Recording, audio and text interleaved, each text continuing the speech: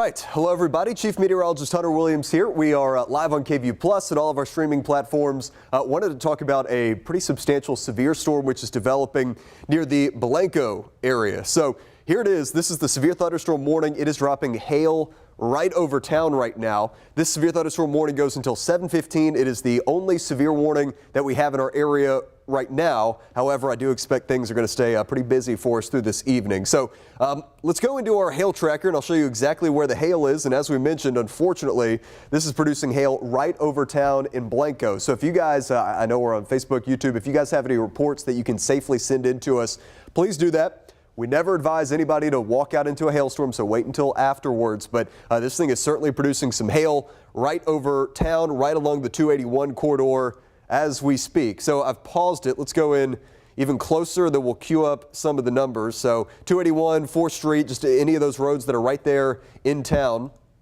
This is our system estimating 1.3 inches in diameter. So that would be between like quarter size up to ping pong ball size. In fact, let's go back to our warning here and we'll see what the latest is from the National Weather Service. They just as we came on, they were giving us kind of updates on increasing the hail size here, which is why we need to check in with it before we confirm with you. So let's zoom in. Again, you can see on the big picture, there are some new storms developing over Hayes County, now moving into southern Travis County, but most of the action right now is across the hill country. But I suspect this is just the beginning of what's going to be a pretty active next 10 to 12 hours or so for us. Okay, so here is our warning. Let me click into this. So here's the latest. They're saying ping pong ball size hail and 60-mile-per-hour winds. That is the latest with this warning. Say a severe storm located over Blanco, moving northeast at about 15, but really the hail core has been almost like stationary right over town, unfortunately. Ping pong ball size hail, 60-mile-per-hour winds. They're also talking about continuous cloud-to-ground lightning. Yeah, tons of lightning strikes with this storm. To go along with torrential rain. And the other aspect of this is there was also a flood advisory. So let me show you that one as well. Earlier, we were watching some weak, broad rotation with this storm. Thankfully, I'm not seeing huge signs of that right now, so that is good news. But here are the LCRA totals. You can see where you get into the green, there's no rain gauges there, but those are going to be totals that are closing in on 2 inches of rain already right now. And then just to check in with it, you can see there's some broad rotation there earlier. Honestly, the signature looks a little bit more impressive, so we'll keep an eye on that. But mainly, this is a hail-producing storm right now, and the hail core is right over town. Now, earlier we were happy that this thing was just producing some heavy rain. Remember, southern Blanco County, southern Gillespie County, of all the spots in our KVUE area, those are the spots that need the rain the most. So it was good to have rain. Now, the hail, of course, not so good. All right, we're starting to get into the purples, too. You can see the legend at the top of the screen. So that's where you start to get 1.5 inches plus, which is not what we want. Now, we have meteorologist Jordan Darendsburg is here with us as well. Jordan, I'm going to get the monitor set up for you over there. Let's see. Okay, there we go. Bear with us. We're just doing a little bit of the behind the scenes here. Got that set up. Cool. And then let's see. We got your. I forgot. 1 second. I'm going to have to fix that. Wait. I apologize, Jordan. I don't have your mic queued up right now. Here, let me come back over here to Max 1 real quick. I'm going to have to get this fired up real quick. I will do that in a second. I'm going to have to sign off for a second to adjust that. I apologize, Jordan. But here's the hail tracker right now. Again, the hail is right over Blanco. As far as other hail-producing storms right now, here's the hail tracker. Nothing else is producing hail right now.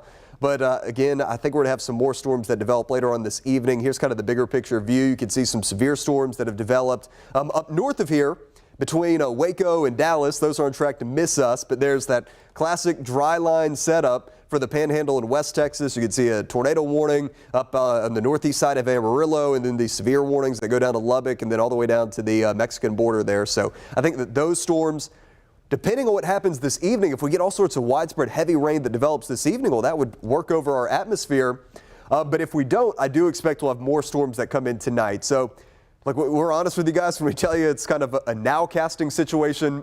And this is a nowcasting situation. If this blows up and we get lots of heavy rain this evening, that will be the main event. If this stuff stays across the hill country and just stays spotty this evening, well, then I think we'll have a line of storms that comes in tonight. But either way, between now and tomorrow morning, I think most of us are on track to get rain. I mean, you just walk outside today. It's not scorching hot or anything, but it's warm, it's muggy. It's just got that feeling to it. So that is the situation for you. Here's our storm outlook. We've got a level 2 for most of us. There is a level 3 for parts of Mason County, though. Here, I'm going to turn back the boxes on. There's a level 3, though, for Mason County.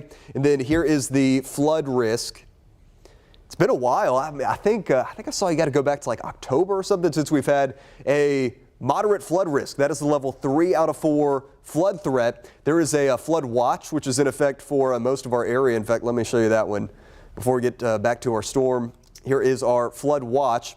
I do not think that every spot is going to see this. In fact, most won't, but there certainly could be some isolated areas that see up to 5 inches, maybe even more rain than that. So we need rain to funnel into our Highland Lake system, especially across the hill country. But this could be a little bit too much rain all at once, unfortunately, what we are dealing with today. So let me get back over to the radar here with our one severe storm, which is developed over Blanco County. Here's the current view. We'll get back over to the auto warn, which will show you this storm. They have thankfully not added a considerable tag yet, but this thing is certainly producing hail that could be up to ping pong ball size on our color table, especially when you get. So now it looks like the hail core is starting to drift north out of the city, which I guess is good for folks in the city. But if you live to the north, well, now you're starting to get some hail. So let's go back into our hail tracker. Really expanded up. Oh, wow. Yep. So that is ramped up, as Jordan said. So this thing, once you start getting purples and above, that's at least 1.5 inches in diameter. Yeah, I think the National Weather Service is probably going to upgrade the hail threat on this. So this could be ping pong ball or larger size hail now, and it is right over 281. So we don't want anybody driving through this thing from Blanco up north on 281 heading up to Johnson City. We do not want anybody driving through this storm. This is destructive type hail. This is not just, the quarter size, penny size. It's not just that type of hail. This is real deal hail, which is right over Blanco right now. So what I'm going to do here, I'm going to leave you on this. This is our severe thunderstorm warning. Let's make sure they haven't upgraded the size here. So they are still saying ping pong ball size hail and 60-mile-per-hour winds, but I would imagine that could be even more than that. So here, let me loop this for you real quick, or here, we'll pause it. I need to take the lock on this computer real quick, so bear with me as we do some kind of behind-the-scenes stuff here. But this is a storm with an intensifying hail core, especially just on the north side of Blanco. This is producing ping pong ball size hail or larger. It is the only severe storm in our KVUE area right now, but I expect over the next couple of hours we'll have more of these scattered storms over the metro that bring both that severe threat with the hail potential as well as the locally heavy rainfall threat that we'll have to keep an eye on also. Let's see. So our computer system is loading in right now. I am working on our mic situation for you, Jordan.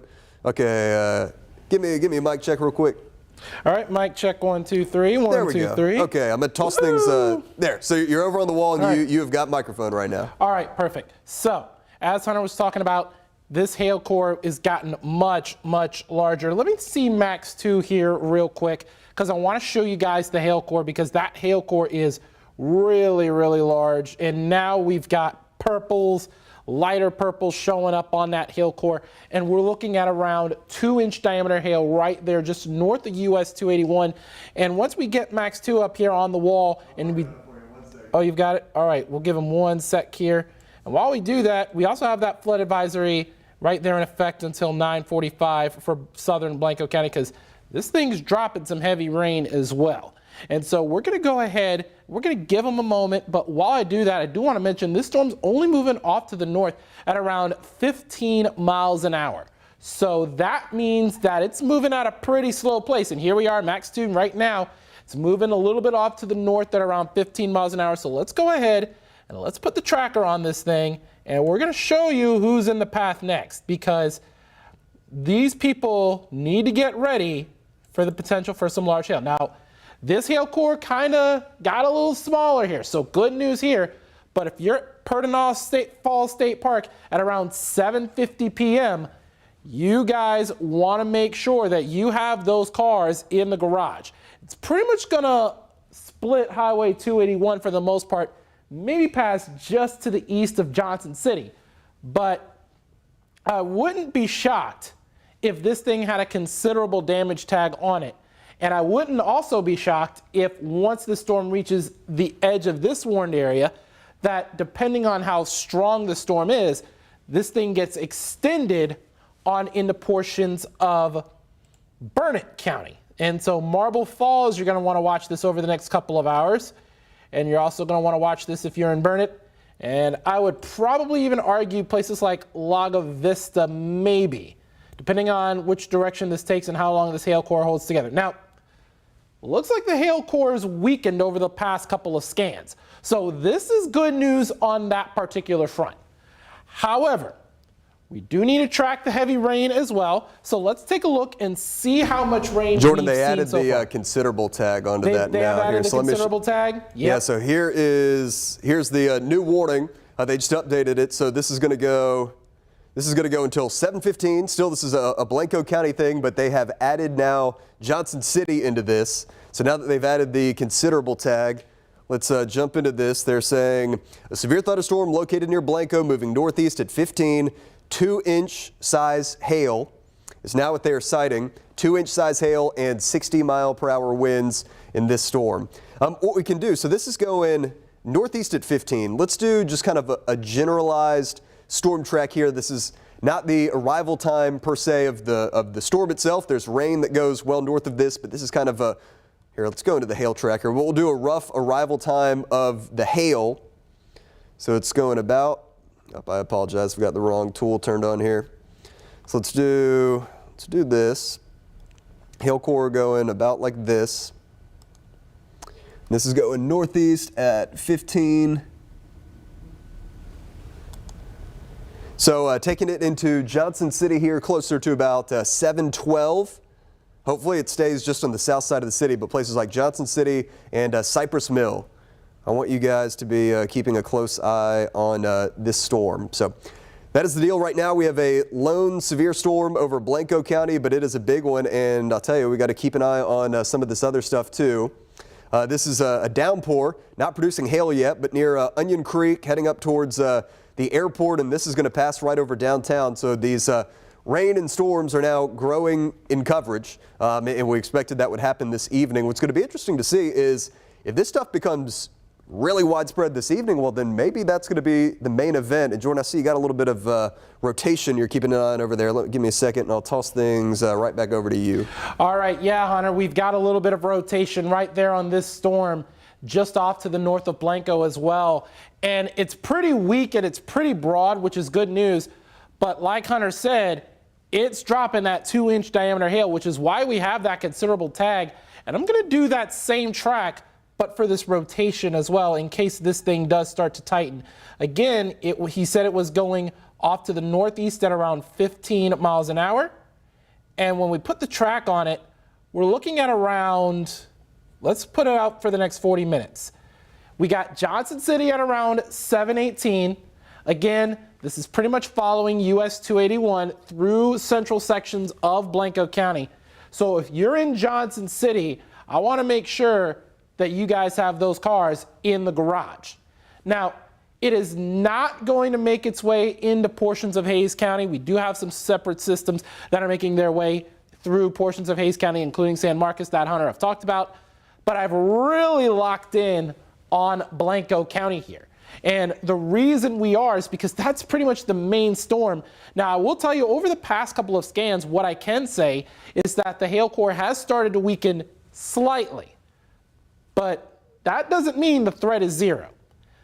That means the threat's still there, but the hail might not be as large by the time it gets further north than 281. But at the same time, you don't want to let your guard down because it could worsen as well. So a lot of these storms we've seen so far this season like to pulse up and then pulse down and then pulse up and then pulse back down again. It's just been like a never-ending cycle. So we're going to continue to watch this very, very closely. Let's take a look at that hail core one more time with that. And we are starting to see the hail core start to weaken a little bit. I'm going to loop this over the last hour to kind of show you what we're talking about here. So this is at around 6:06. So this is while we were on KVUE News at 6. There's a pretty weak hail core right there about to cross into Blanco from northern Kendall County. Now let's go forward a little bit more. This is at around 6:15.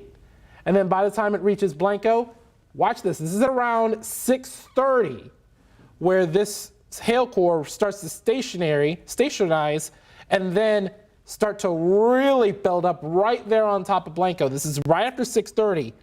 And then about a few minutes ago, there it is, getting to pretty much its largest size, but now it's starting to fizzle out just a little bit. So they do have that considerable tag, but we're starting to see that hail core weaken a little bit. And that hail core was right along US 281. I still would ill-advise anyone to drive on 281 between Johnson City and Blanco still.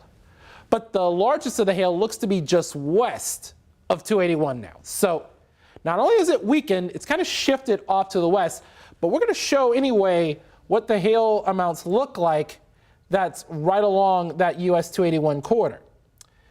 Here it is at around 1.1 inches in diameter hail right there along 281, not necessarily the center of it. The center of that hail core, the main part of the hail core, is going to have around 2-inch diameter hail, but right now we're at around 1 inch along Highway 281 just north of Blanco. This thing's a slow mover. It's moving off to the north at around 15 miles an hour, and we do have that flood advisory as well that's been in effect because we've seen quite a bit of rain. And what we're going to do is we're going to pull up some accumulation totals so far because that's going to be very, very important here. The LCRA already recording around 0.3 of an inch of rain in that area, but there's more still to fall, and this thing is slow moving. I'm going to put a radar estimate down just off to the west of Blanco right now. Now, do keep in mind with that large hail core, this could be some hail contamination, which could kind of skew the numbers a little bit, but we're looking at already 3.2 inches, according to our radar estimate. Flash flooding could be a concern. Now, again, hail contamination could definitely be a problem here, and that could kind of skew the number a little bit. But by and large, this would be beneficial rainfall if this were a legitimate radar estimate. So we're watching the heavy rainfall with this particular storm, but do keep in mind with hailstones falling to the ground, that could kind of complicate how rain is being collected in that particular regard. Because remember, hail is not actually liquid. It's just an ice ball falling to the ground, but it just can end up causing some damage. So something to really keep in mind there. And that flood advisory is until 9:45 for not just Blanco, but northeastern Kendall County. Northeastern Kendall County, though, not in the KVUE viewing area, so we're mainly worried about Blanco County. But Blanco County is where the vast majority of the rain is anyway, so we're going to continue to watch it. But another story, look at all the lightning with this storm. You should definitely not be outside at all in any part of Blanco County, or even western Hayes County for that matter, near Dripping Springs, because remember, lightning can strike 10 miles away from a thunderstorm. So when thunder roars, make sure you stay inside because that lightning can still be quite dangerous in addition to the hail, in addition to the winds, in addition to the tornado, and in addition to the flooding. So we're watching this very, very closely. It looks like a very strong thunderstorm. In fact, it has the considerable tag on it so far from the National Weather Service. And Hunter, I see you're looking at an area of storms about to make its way into the city of Austin. That is right. These are not severe, the storms that are coming into Austin, but they are producing some heavy rain and some lightning, and this is stuff that's going to be moving into downtown Austin here in just a moment or so. So here we'll take you over to the radar, and apologize, juggling a couple things. Here's what it looks like. Again, we have, we're going to have to keep an eye on these. I tell you what, I don't like that this has kind of a hook to it. For now, not severe, but some heavy rain and lightning about to move into downtown Austin. And really, the story remains by far the strongest storm right now is what is happening over Blanco County. That's the storm that has a history of producing hail up to 2 inches in diameter. And by the way, below me, I've got the Zach Theater camera downtown Austin. So once we start to get some rain moving into downtown, which will happen here in the next 5 to 10 minutes, we will see it. But this is our only severe storm right now, which is over Blanco County, and again continues to produce a whole lot of hail They still have the considerable tag for hail that could be up to 2 inches or so in diameter. Our hail tracker showing probably the hail size coming down a little bit, as Jordan was saying, but this thing is still throwing down some hail that could be a quarter size plus. And that is now starting to impact parts of the 290 corridor where you go from Dripping Springs back west into parts of Blanco County. So again, we don't want people driving on 281 between Johnson City and Blanco, and we don't want people driving on 290 heading west of Dripping Springs into the hill country. So as we have got the hail tracker on right now, let's just kind of keep an eye on what else is going on. A little bit of very small hail on the east side of Eckert, that is right on the Gillespie-Blanco County line. That is nothing too urgent right now. And then these storms that are moving into Austin and Travis County, these are not producing hail right now, and hopefully they don't. But we're going to have to keep a close eye on them as they start to drift up to the north. So that is the situation right now. Some folks in the chat were asking, what about how things play out through the rest of this evening? We told you guys the models just do not have a good grasp on this. We'll go through a couple model solutions, but before we do that, I just wanted to show you kind of where we're at right now with our storm risk. So we have level 2 severe weather risk through the rest of tonight. Level 2 for most, and then Mason County gets into that level 3 risk. That is the enhanced. And then as you toggle over to the flood risk, here's our flood outlook. That is a moderate flood threat. We have not had one of these around here recently, a moderate flood risk. And for that reason, there is a flood watch, which goes until 7 a.m. tomorrow. This is not going to happen everywhere. This is not going to happen in most spots, but there could be isolated pockets of up to 5 inches of rainfall between now and tomorrow morning, and that is why we have that risk for flooding there. Jordan, I see you got something. What are you watching? Oh, yes.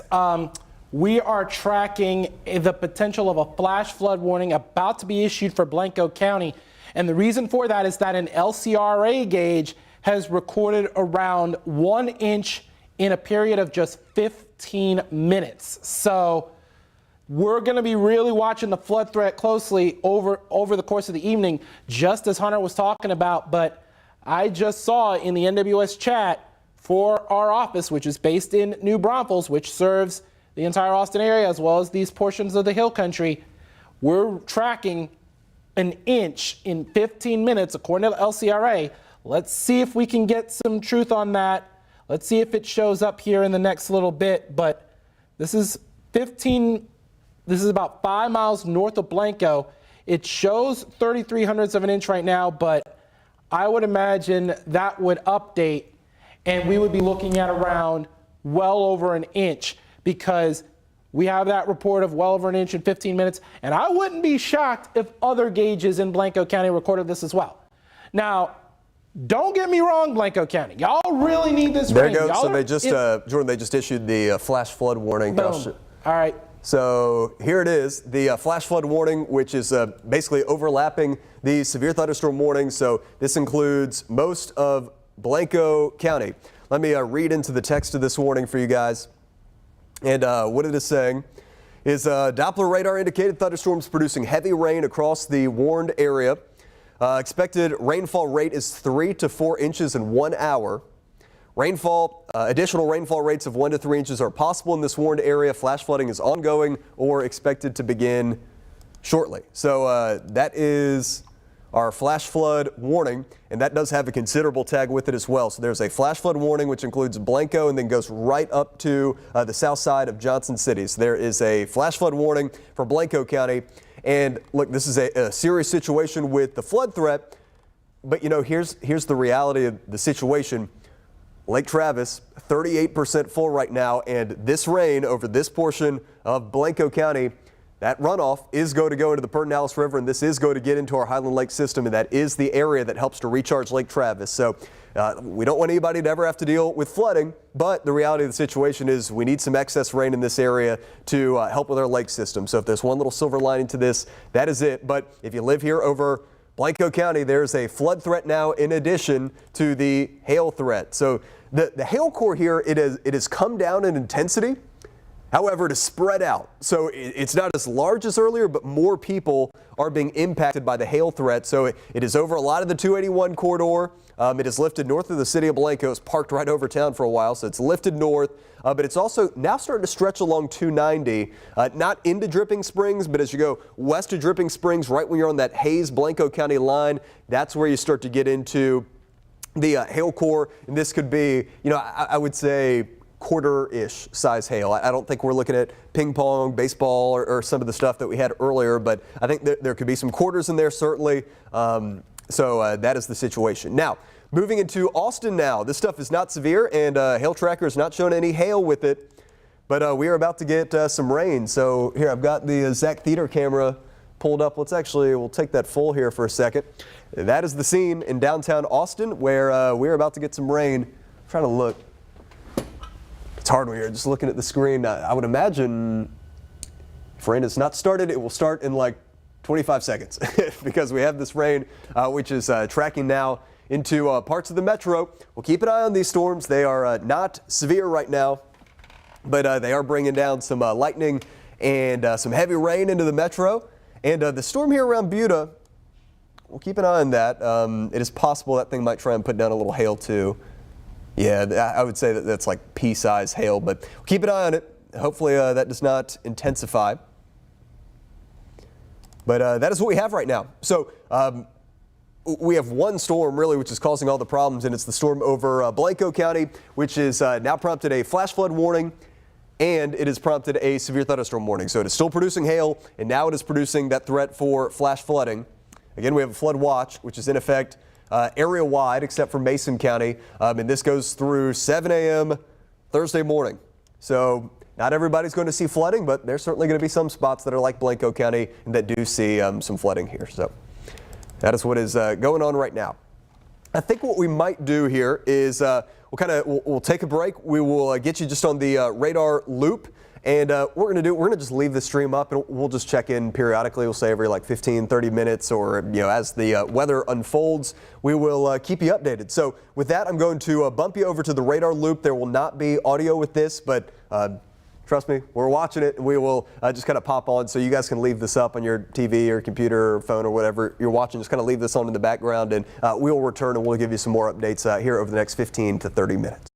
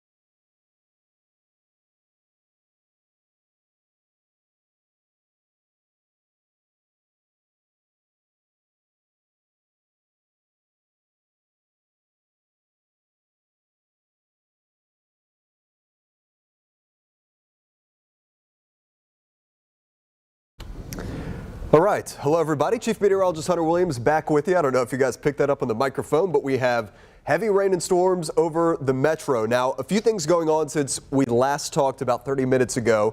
We have heavy rain, which is moving over Austin. We also continue to have very heavy rain with both a ongoing flood threat and a severe threat over Blanco County. So let's start with our flood warning. So here's the existing flash flood warning. This will continue until 10:15 for Blanco, central Blanco County, and then right up to about Johnson City. Look how much rain has fallen here. The LCRA sensors in this area continue to be very, very impressive. This one that is 5 miles north of Blanco has gotten 4.05 inches of rain now. The National Weather Service is estimating rainfall rates that are like 4 inches an hour or higher. Now, flooding likely ongoing here, so you do need to take your flood precautions. There is a silver lining to this, though, and that is that the rain in this portion of Blanco County is going to go into Miller Creek, which is going to go into the Pedernales River, which is going to go to Lake Travis. So we don't want flooding, but here's the reality of Lake Travis being at 38% full right now. For you to see meaningful increase in the lake level, there needs to be excessive rainfall, and that needs to run off into your creeks, streams, and rivers, and that's what's happening right now. This is a gauge I'm going to be watching very carefully. This is the Pedernales River at Johnson City. We're going to watch and see if this jumps up here over the next 30 minutes, an hour. Honestly, it might take longer than that for the water to kind of work its way through the system, but we're going to be keeping a close eye on that. So now let me go back to the radar, and let's go back into Blanco County, and we'll talk now not about the flood risk, but about the severe threat.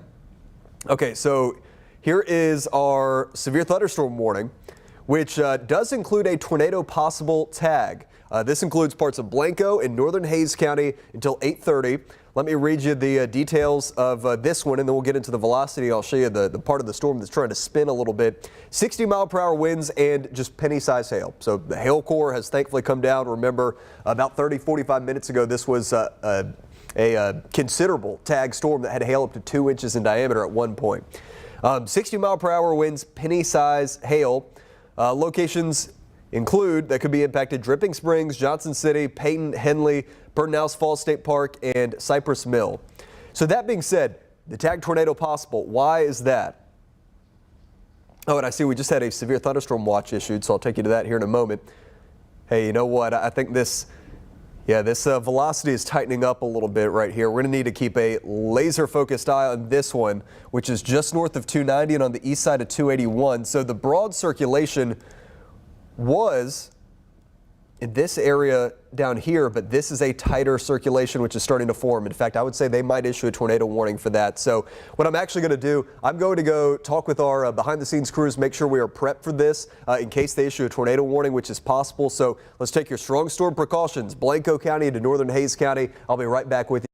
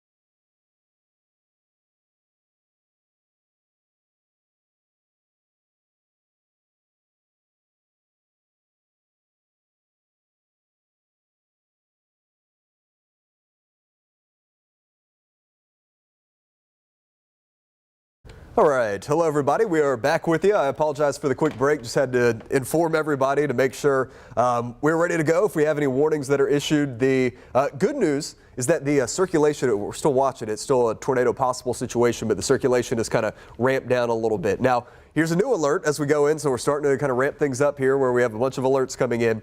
We have two new things that I want to show you. So first, let's start with this. There's a severe thunderstorm watch, which has now been issued. Jordan, this goes until 2 a.m., you said? Yes, to 2 a.m. Yeah, 2 a.m. For this severe thunderstorm watch. So, hey, we figured going into tonight, we had that slight risk. We had that severe weather potential. Now that these storms have started to develop, the Storm Prediction Center has gone ahead and pulled the trigger on the watch here. So that is development number one. Development number two is we just had a flood advisory issued for parts of Travis County. Now, you guys remember with the flood advisory, this is not as serious as a warning. It's a step down below that. So this means that minor flooding is possible, ponding on roadways, maybe some creeks and streams that get a little bit higher, something like that. But it's not a major flood threat as of now. But man, it is coming down with a lot of heavy rain and lightning across the metro right now. In fact, that is what we're dealing with here at KVUE. I'm trying to look at our, there's the tower cam here. I'm going to pull up our, let's do a 3-box here. There we go. So there's Zach Theater. I'm going to toss our, let's do tower cam, and then here our roof cam here is probably going to get active here in a moment. So we'll take that. So there's the tower cam right now. I saw a bolt of lightning on that one here a moment ago. And then here's cam 21. That is the situation here at KVUE. So we have lightning and torrential rain. Again, a flood advisory has been issued over the metro. This means that minor flooding is possible. I'll pull this up and I'll read the text for you. So this is going to be in effect.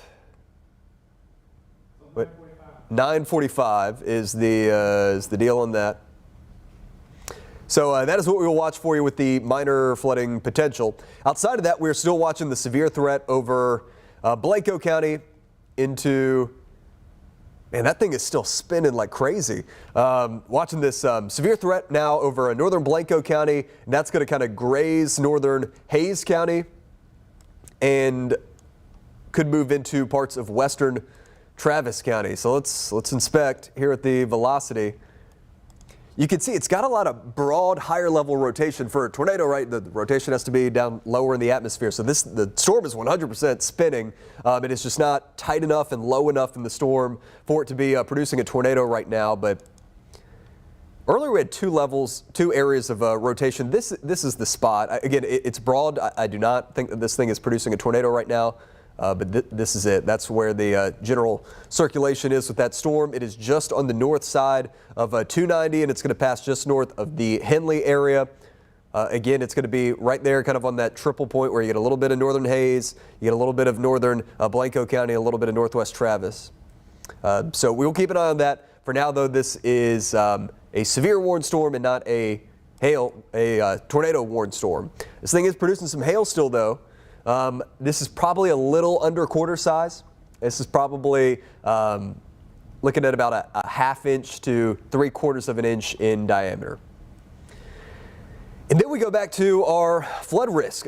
Now the stuff is more scattered over Blanco County where a lot of the rain has fallen, but that was just torrential rain. I mean, we're talking like 4-inch an hour type rainfall rates over Blanco County. So let's see if our LCRA gauges have updated at all. Look at that, 4.32 in the rain gauge there, and the heaviest rain was just north of that. So the white numbers, that's confirmed in a rain gauge. We're getting some radar estimates that are, right up there in that 4.5 to close to 5-inch range. So that is why we got the flash flood warning, which is going to continue for that area. Again, just to show you what that flash flood warning looks like. It does have the considerable tag with it. That includes the town of Blanco, then north up 281 into about Johnson City. Let's go back across the metro now, where I'm sure a lot of you are probably hearing this noisy thunderstorm. This thing is producing all sorts of lightning. So pictured on the screen, that is 164 lightning strikes. And this is now moving from kind of immediate central Austin into North Austin, and this will be heading up into Round Rock and southern Wilco here in a little bit. So it's not severe, but this could produce some minor flooding in spots. There also could be some small hail in this. Yeah, so let's see where exactly this hail is. We're going to have to zoom in close. Again, not severe. It is right on I-35, though, coming through the northern sections of downtown, just north of DKR. This is where we've got some hail, which is heading through. So again, here's the intersection of I-35 and 290, Andrews Elementary, Harris Elementary, the ITT Tech campus, Pickle Elementary School, Webb Middle School, University Hills Church of Christ, Brown Elementary School. Just it's going to head up into Walnut Forest and eventually probably the Pflugerville area if this little hail core holds together. Not severe, but you may hear a little ping, a little pitter-patter out there with some of the hail. We are really hearing it come down here at the TV station. Again, that is what you were looking at. Here's a full view of it. Well, it's not very detailed, but you get the point. It is pouring rain outside, and we're getting a lot of thunder and lightning here right now as well. So that is the situation right now. As we continue to keep you posted on this, we'll go back to the 3 box. Let's see, what do we got here on our sky cams? Let's see. Well, Kalahari is going to be getting into it next, so let's go ahead and toss Kalahari in there so that we can watch the storm roll in. And here coming up, we'll go into the models. We talked about this earlier. The models don't really have a good grasp on this, but you know, at 5 and 6, we're saying there's kind of 2 ways that this could go. We were going to get rain and storms at some point tonight, right? But it could be that the evening storms stay more scattered than the overnight storms are more substantial. Or it could be that these evening storms overachieve and that works things over, and then the overnight is not as substantial. So I think that is probably the scenario, the latter, that we're looking at, where these evening storms have become really heavy and are already bringing a severe and flood risk. So that could already go ahead and kind of work over the atmosphere. So maybe our threat coming in after midnight is not as robust, and the main severe weather window is really what we're seeing right now. Cool. So we'll go into, let's do cam 26. Toss that down. So there's our Kalahari cam. This is the scene in Round Rock, looking across East Palm Valley into the Dell Diamond. The flags are waving, and they're about to wave even harder when this storm starts to roll in here. Come back over to the box here. Let's see. We will do another little radar inspection. Actually, here, what we'll do, let's look at the forecast a little bit here. So I'm going to go back into this forecasting tab, and we're going to go through some models together. So we're going to look at this together. I've not seen these models, so if they print out something crazy, we'll discuss. Don't take this verbatim. Here is our high-res graph model. Let's see what it is showing. High-res graph. This one updates hourly off the graph. So, you know, when we're forecasting, we look at the initialization, right? Does it have what's currently happening correct? And it's not really perfect. I guess it has a decent idea. 8 o'clock, you know, it has some of this rain. But what this model is showing is we get more rain and storms continuing this evening, especially that kind of southern half of our area. Here's 10:30, 11. Here's midnight. Still some storms, especially kind of the southern tier of our area, and then along and east of I-35. And then it kind of keeps the worst of the stuff overnight to our north. Okay, the severe thunderstorm warning no longer has the tornado possible today. Okay, so George just told us that he's keeping an eye on the National Weather Service. The severe thunderstorm warning, they have removed the tornado possible tag. So that thing, it was spinning for a little bit there, but the circulation for now has weakened, and hopefully that continues. Okay, so that was one model. Now let's go to our HER model. This is the high-res rapid refresh, and this one also not really initialized perfectly. We'll go through it together though and see what it is showing. Whoa. So here we go. Showing an expansion of rain and storms. This looks relatively plausible into 10 o'clock, especially for the northern half of our area. Storms continue to expand into midnight. Then we get more rain over the Austin metro and areas east of I-35. And then through the overnight, that overnight batch, again, because we're probably going to be worked over from the rain we're getting this evening, not that substantial, but maybe some scattered showers and downpours into Thursday morning. Maybe still a few of those on the strong to severe side, east and southeast of Austin. And then this is still showing to our south. The system gets kind of hung up and still into 12:30. There's storms for down like on the I-10 corridor. Honestly, that looks relatively plausible to me. What we'll do, actually, let's, I want to see the rainfall accumulation off of that model, so let's do that. Here is the HER accumulation. And look, don't, really take this like verbatim, but I mean, this would be a pretty remarkable thing where we get widespread 2 to 5 inches of rain. And again, I think this is possible where the severe weather threat and the flood threat really expands as we get later into this evening, just depending on where exactly these storms kind of stall and sit over. We're so warm, we're so muggy today that, these storms are definitely going to be efficient rain producers. It's just kind of pinpointing, well, where exactly are these things going to set up shop? So I'm not saying this is exactly where the heaviest rain is going to be, but I think this does illustrate the potential for where these storms set up, especially kind of on that eastern side of our area. We could have some pretty substantial flooding, which continues through tonight. So again, we've got a flood watch, which is in effect until 7 a.m. tomorrow morning, and we now have a severe thunderstorm warning, severe thunderstorm watch, which is in effect through 2 a.m. tonight as well. So. Right. So I'm looking at LCRA gauges in and around the Austin area are already getting around a quarter to around half an inch in spots. Just turned your mic on. Can you repeat that? Okay, yeah. So we're looking at around a quarter to around a half an inch according to the LCRA gauges in the Austin area, but I have a gut feeling it's going to be way more than that once this particular cell moves through. Yeah, so yeah, I've got Max 2 pulled up now for you, Jordan. Right, do you want to go through some of those rainfall totals in around the Blanco area too? All right, let's go ahead and go through that really quickly here as we see a lot of that heavier rain start to move on out of portions of Blanco County and around the Blanco area. It's about to make its way into Hays County. So let's go ahead and let's go through those totals one more time here, because look at this. This is really impressive right here. 4.32 inches just off to the north of the city of Blanco. That's an actual gauge. That's an actual total. But we're going to show you some radar estimates for this bullseye right there along Highway 281. And I have a feeling it's going to be way more than that. Let's see what we have. Yeah, well, not much more than that. 4.6 according to this particular rainfall estimate. But I wouldn't be shocked, honestly, if we got like 5 inches, maybe even more. Now, we did have a pretty large hail core move through areas west of 281. So it is possible that some of this could be hail contamination, but at the same time, if these are actual rainfall that's being recorded, then that's very, very good news, especially for Lake Travis, because it's in that Lake Travis basin.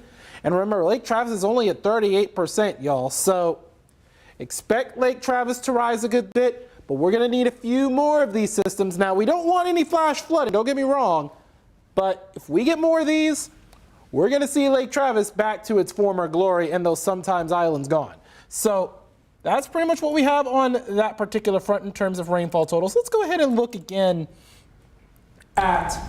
Hey, real quick, Jordan, I'm popping this up so everybody can see. This is a little circulation north of Henley. I know they just removed the tornado possible tag from the system, but it's still got a little spin going on there. So I mean, you can see as we go back, this was a little bit more intense over the 290 corridor, but now it's kind of consolidated. We have this little ripple here on the north side of Henley, and these type of things, this is not going to produce like a long track, super strong tornado, but we saw this in Manor, where you get a little ripple like that, and this could put down a little quick tornado here. So we're going to watch that really carefully on the north side of Henley.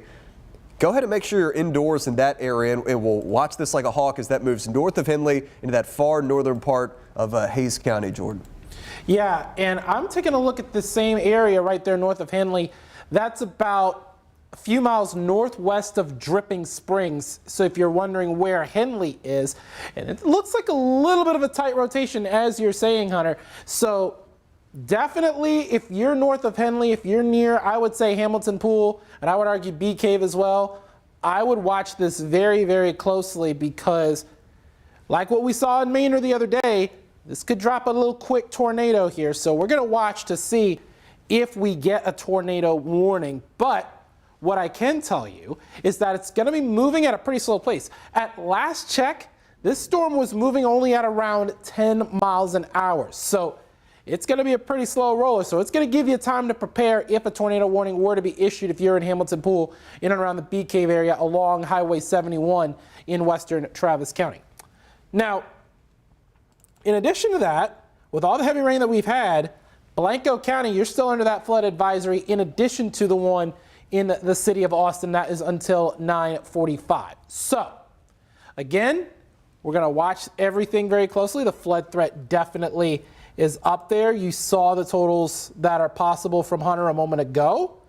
And what I can tell you is that the flood advisory for Travis County also is until 9:45. And look at all this heavy rain in and around the city of Austin. And now a lot of the heaviest rain is in North Austin near Pflugerville, near that intersection of Mopac. And then it's about to cross 45, Louisiana Boulevard, right there as you get into southern sections of Round Rock, places like La Frontera Boulevard. Those areas are going to start to see some of that heavier rain. Now, the airport hasn't really seen a whole lot of the heavier rain. So if you're headed to the airport, a lot of the heaviest rain is just north of there. Now, some planes like to come in and land from the north, so this could be a pretty turbulent landing for those folks. But what I can tell you is that we could see quite a bit of heavy rain right here. And we're looking at the hail core again. I was looking at it. It had pulsed up just a little bit. Let's see if we can get another look at it. Well, it's starting to pulse down again, but it had pulsed up just a little bit over the last couple of scans, right as it got ready to cross into northwestern Hays County, just off to the north and west of Henley. So we're looking at the timing of this system. I know Hunter's got that timer up, and I think it looks like at around 9:03, we're looking at Hamilton Pool Park, and then Hamilton Pool itself at around 9:04 for that rotation. Now, I don't think this rotation might hold together until 9:04, because remember, we're only at around 8 o'clock. So this thing's a slow mover, and it's going to be difficult to tell what the status of this is going to be in the next hour. So if you're in Hamilton Pool, I would be more prepared for this hail core just to the southwest of y'all as opposed to the rotation. Now, if things start to speed up and that rotation starts to speed up, that's where we're going to start to see the potential of a tornado warning being issued and us being on air. Now, let's see what else we can look at here. We're also looking at some of those storm gauges. Let's see what Hays County is starting to pull out.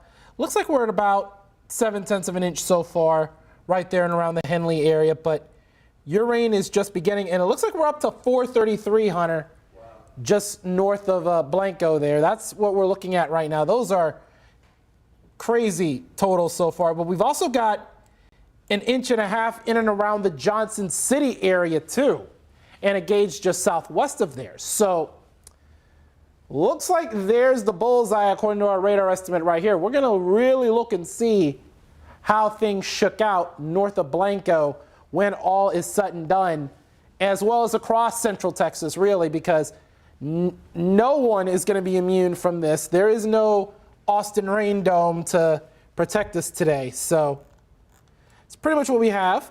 Let's take a look at this radar estimate just to the south of the station here. We're looking at an estimated 1 inch just south of the studio here, and LCRA is recording 0.38 of an inch just north of Camp Mabry.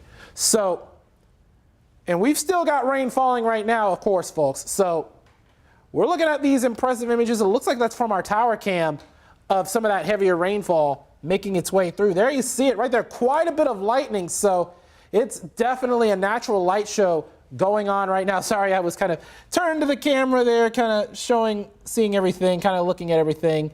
It's kind of give you all a little analysis. Just a bit of a raindrop over in western Bastrop County, but that obviously will change as we head throughout the course of the night. So what we're going to go ahead and do is I'm gonna go hour by hour with y'all real quickly here. And we're gonna show y'all this one more time because I know the question many of you are asking is going to be, when's it going to hit my particular location? And we're gonna go ahead, we're gonna answer that for you here momentarily. And what we're gonna show you is a little bit of a model data that I really like, and I think it's because it's proven to be accurate in the past. Now, this is our in-house model, and we're getting to around 8 o'clock in the evening. So this model probably isn't picking up on these storms very well. But as we go ahead, this is around 9 p.m. Model did eventually pick everything up. This is at around 9 o'clock, and this is where the storms are mainly moving on off to our north. And Hunter, I think that video you have is that viewer video that was tweeted at us from Adrian and Austin of that lightning. There you see it. It was quite a bit of it that we saw from it. Looks like his Ring camera. And remember, hopefully everyone was inside because remember, if thunder roars, go indoors. Now, and real quick too, if any of you guys have videos or reports like that, if you send them to us on X, if you tag me or Jordan in it, we can get them on the stream very quickly. So if you want to show us something, want to report it, you can send it in on X and we'll get it up on the stream. Jordan? All right, yes, absolutely, Hunter. That's what I would say as well. Now let's move forward. This is at around 1 a.m. And now we've got that main line of storm starting to make its way through portions of the hill country. These pinks and those lighter pinks there, that indicates some of that heavier rainfall, maybe even a few embedded hail cores and maybe some strong wind gusts embedded in there. Then as we move forward, this is at around 3 a.m. and there you see that same line moving through places like Laga Vista, Johnson City, areas to the south of Burnett, so places like Marble Falls, Spicewood. Those areas would start to see it. Now let's move it just a little bit further. This is around 4 a.m. This is where KVUE Daybreak is going to be starting. They could have some of that heaviest rain moving through portions of Milam County. So Rockdale, Thorndale, Cameron, those areas would start to see some of those stronger storms. Places like Tanglewood, northern sections of Lee County. That's where we could be looking at that as well, according to this model. And even here along the I-35 corridor, some good healthy rainfall, especially in Wilco, maybe even northern Travis County. So places like Round Rock, maybe back toward Laga Vista, probably Leander and Cedar Park between 3:30 and 4 a.m. Then eventually Pflugerville at around 4 a.m. And then this is your morning commute. This is at around 7 a.m. This model has pretty much everything making its way out, but by and large, we could be looking at rainfall totals getting up to 5 inches in some places, maybe even more than that. Remember, that gauge in Blanco County has already got 4.5 inches, and we can have a little bit more to go for them. So yes, this would be great for Lake Travis, Lake Buchanan, especially for the hill country as well, what have you, but we never want flash flooding, and that's the last thing anyone wants. And I think you're looking at LCRA gauges from their actual website. Is that right, Hunter? Yep. So just kind of expanding on what Jordan was talking about, you can see where here's the gauge here. This is 5 miles north-northeast of Blanco, 4.33 inches, and look how quickly that happened. Past 2 hours. That's how quickly that has happened. So this is kind of a breakdown. This has had 5.32 inches, by the way, in the past 7 days. I'm trying to scroll back here and see. I'll do this at a later time where I can get it pulled up. But you can see this is going to go into Miller Creek. And we have the watersheds turned on here. So anywhere in the blue, this is in the Lake Travis watershed. So this is going to go into Miller Creek, and that's going to make its way into the Pedernales River. That's going to come into the Pedernales River mainly downstream from Johnson City. So honestly, I probably need to find a different sensor to show you guys. So it's going to go into the Pedernales River, and then that's going to make its way winding, and then eventually that's going to dump into Lake Travis, as Jordan was saying. So it is great to have some of this water. Look, we don't want anybody to deal with flooding issues, but the reality of, the main storage lake being at 38% full, well, there's got to be some excess rainfall. There's got to be some runoff going into the creeks and streams. When you get it this fast, it is absolutely go to runoff and head into the creeks and streams, and that is how you get the lake situation filled up. Now, just to show you guys some of the totals from across the metro as well, you can see there's some 1-inch type totals. 1 to 2 inches over parts of central Austin and north central Austin. That's not the type that's going to do like significant bad flooding type stuff. but that is the type that could do some minor flooding, so ponding on roadways and stuff like that, Jordan. Yeah, and I do want to also mention, could you zoom back in near that Blanco area again?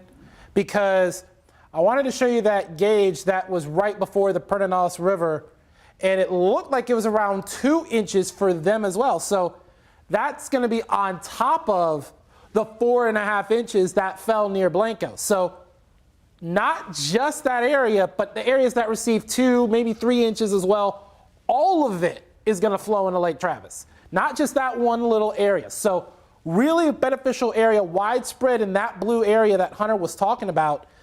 All of that is going to go into Lake Travis, okay? All of it, not just that area that had the 433. All of it's going to go into Lake Travis. And that should really help our lake levels. I'm not sure how much, because remember, Lake Travis is only at 38%, but still, it can really be helpful. Again, we don't like people having to deal with flooding. I certainly don't.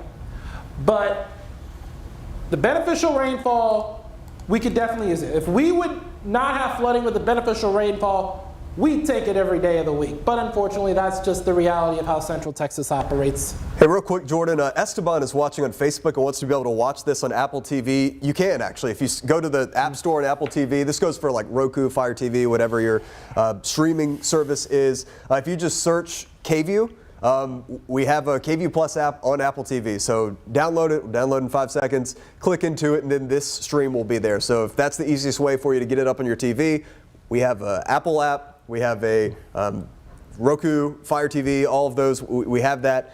In addition, if you already have the YouTube app on your your Apple TV, you could go to the YouTube app and you could stream us that way. So we're trying to get it out here in as many ways as we can, Jordan. Okay, so with that, let's take a look at how much rain is expected in case anyone missed it. This is at around 2:33 a.m. Now this is rainfall that's left to come, by the way. This is according to the HRRR model that Hunter was showing earlier. This is accumulation total. We're looking at around 6 a.m. and 6:30, 7, 7:30, 8:30, and then 9, 10, 11:30.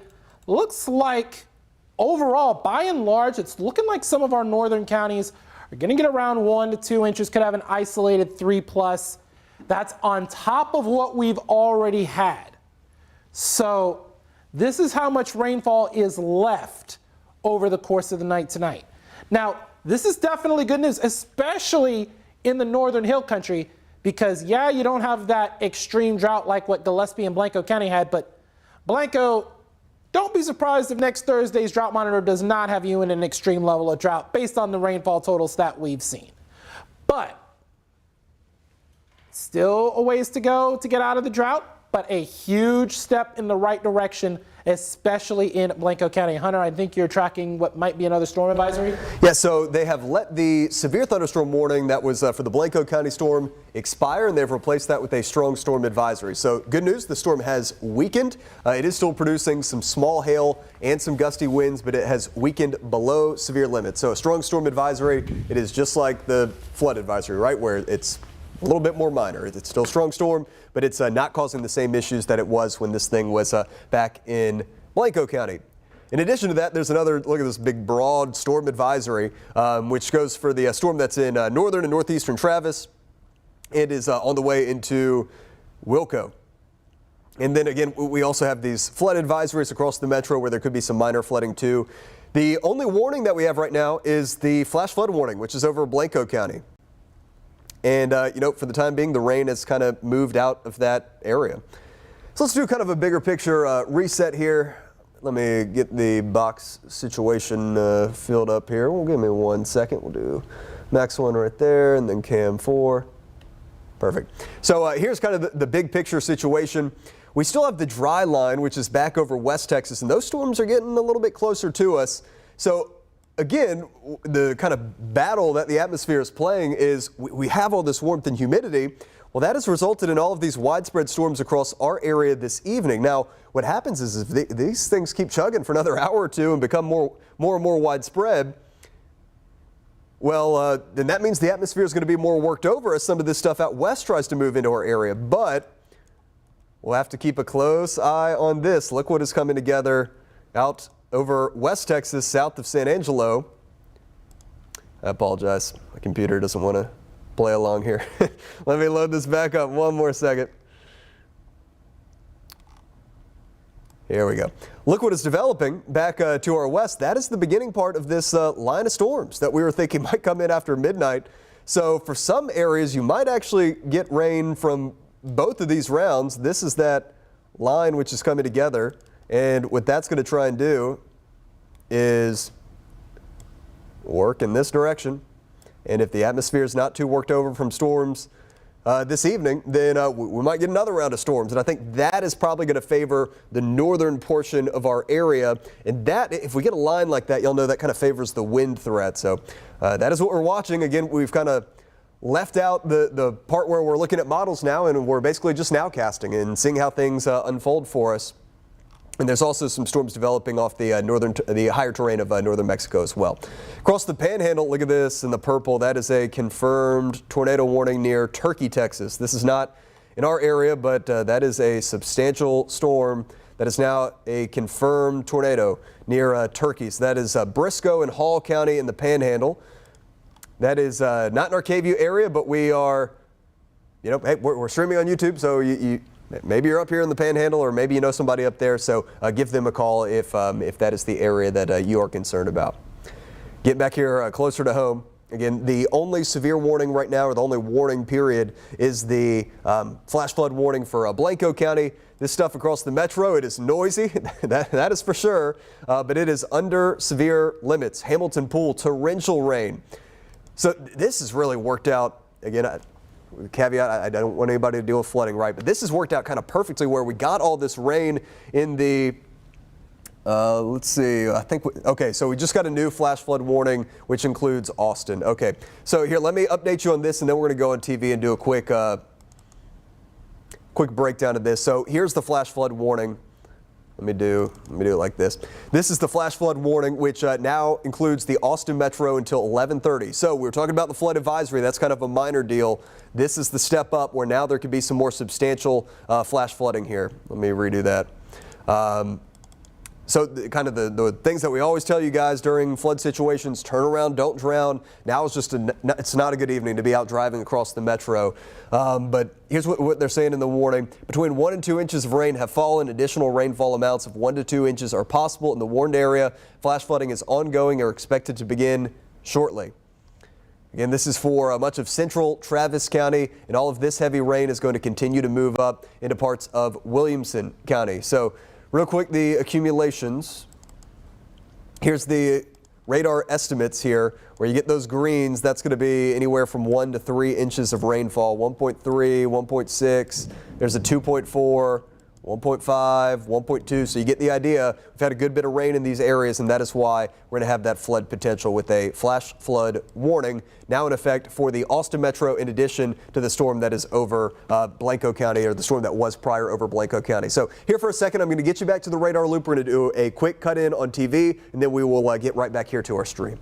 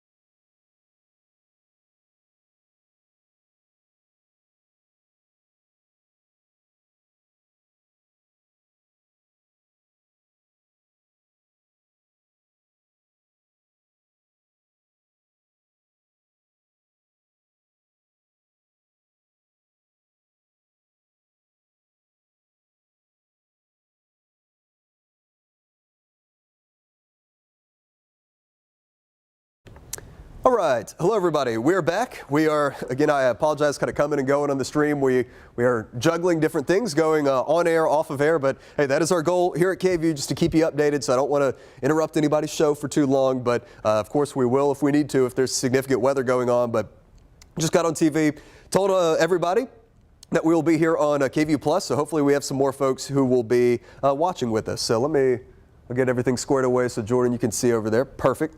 Looks like we are back operational. And let's go back into the radar now. So you can see behind me these LCRA gauges across the metro. And the update is that we now have not just one, but we have two flood warnings now. Here, we'll do the tall box. There we go. We have two flood warnings now. The one is over Blanco County. The other, which is new, is over Austin. It includes downtown Austin, central parts, and north central parts of the metro. So let's start here because this is where the heaviest rain is still falling, especially on the north side of the metro. Then I'll pull up the information on the flash flood warning here. They have given it a considerable tag as well. So this is going to go until 11:30. Turn around, don't drown. You guys know the deal. This is Flash Flood Alley. We haven't had to deal with this for a while because it's been all about the drought, all about the heat, some hailstorms too, but we haven't really had to deal with a whole lot of flooding recently. And it's good to be getting some rain, especially over Blanco County for areas that need it, but we need to just remember our flash flood precautions here. So if you can, I think it's a good night to just stay inside, stay hunkered down. We don't want anybody out driving, and certainly not through flooded roadways with this flash flood potential. So let's... I'm not sure if we mentioned it, but there's a considerable tag on it.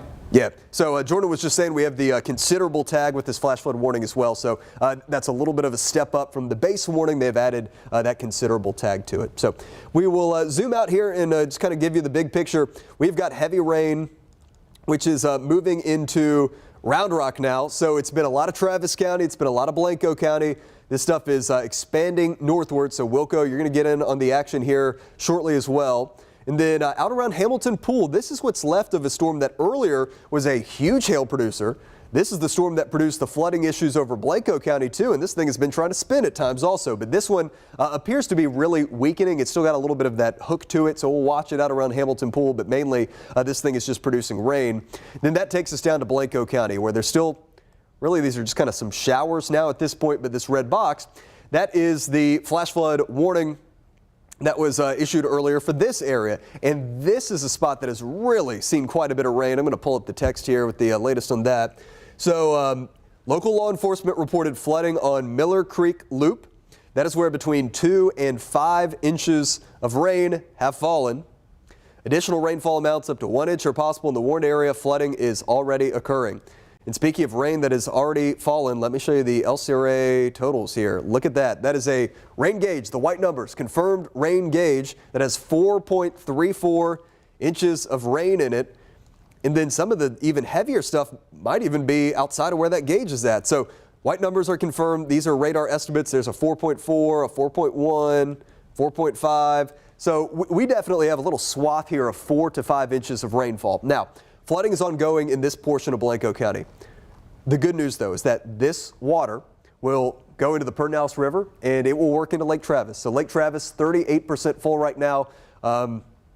We need water going into Lake Travis. And, you know, we've been saying it all evening. We never want a single one of you to have to deal with flooding. But the reality, to get the lake levels up, there needs to be heavy rain and excessive rain and runoff that goes into creeks and streams and then goes into our Highland Lake system. And that is exactly what is happening right now.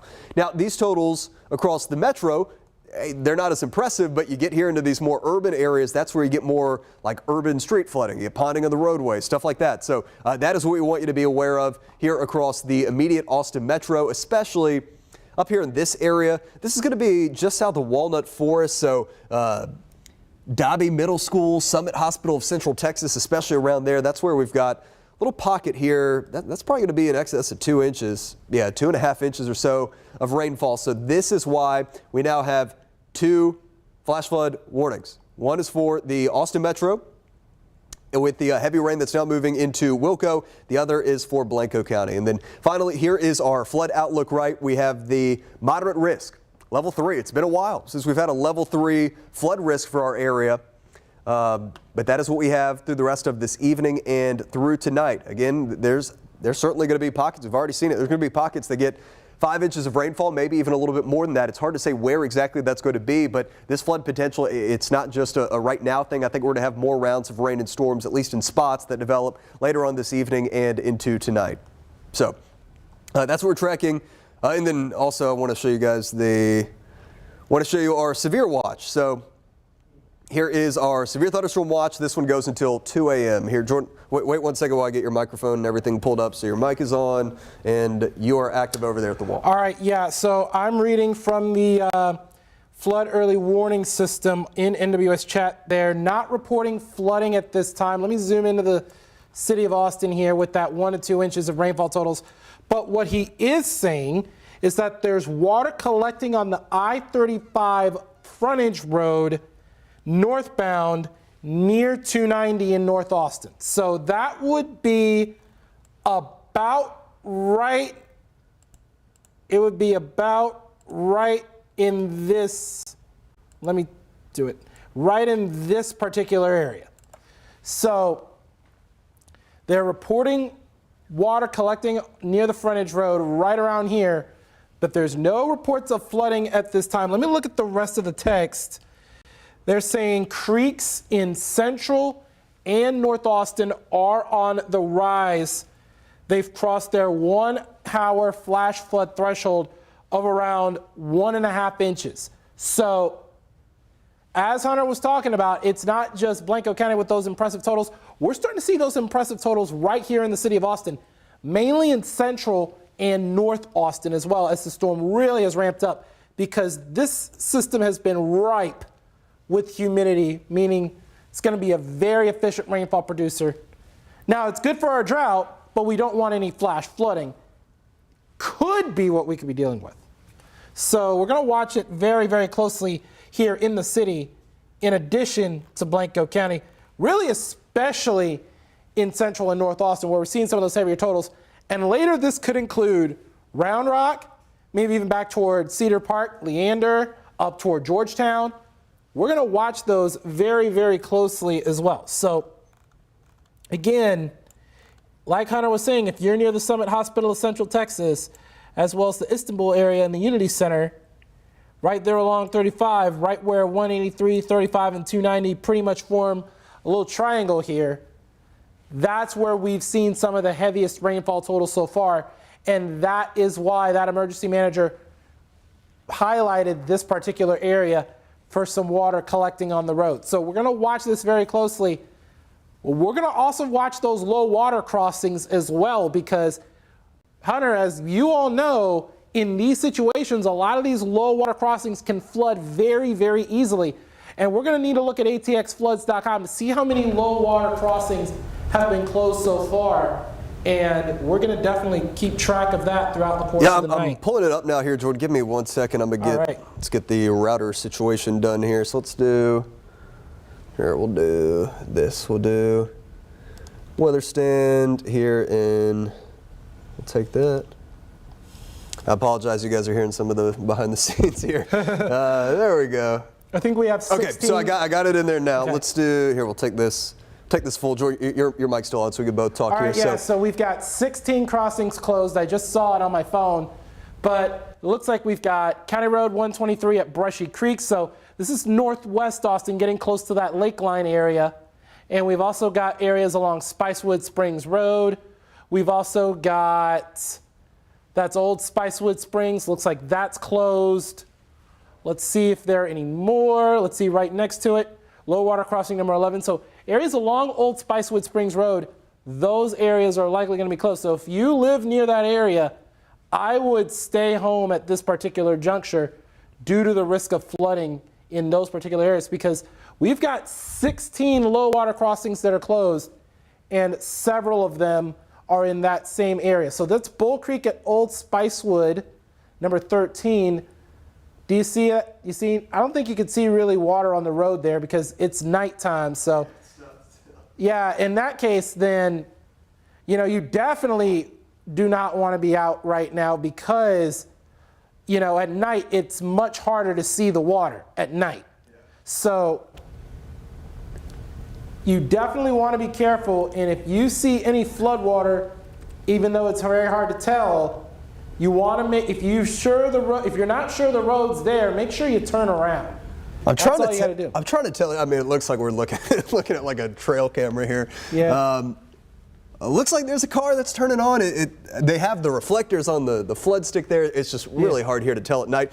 And this is a perfect point. It's just like Jordan was saying. If we are here looking in a perfectly dry room at a computer screen trying to tell if there's water here, you're not going to be able to tell if it's pitch black and you're going 45 miles per hour down the road. So, Jordan, just like you said, we want folks staying off the road tonight if possible. Yes, absolutely, 100%. And I'm going to put you back on the wall. I'm going to look around here and see if I can find anything on ATX floods. Thank you.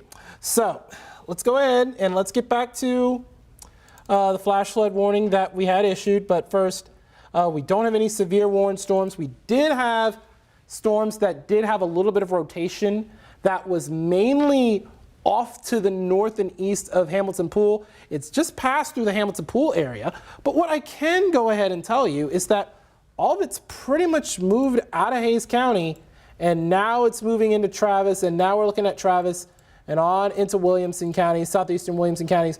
Let's see who's starting to get some of that good rain. We've got just off to the east of Domain, like Q2 Stadium. Those areas still seeing a good bit of rain. Areas along I-35 in North Austin.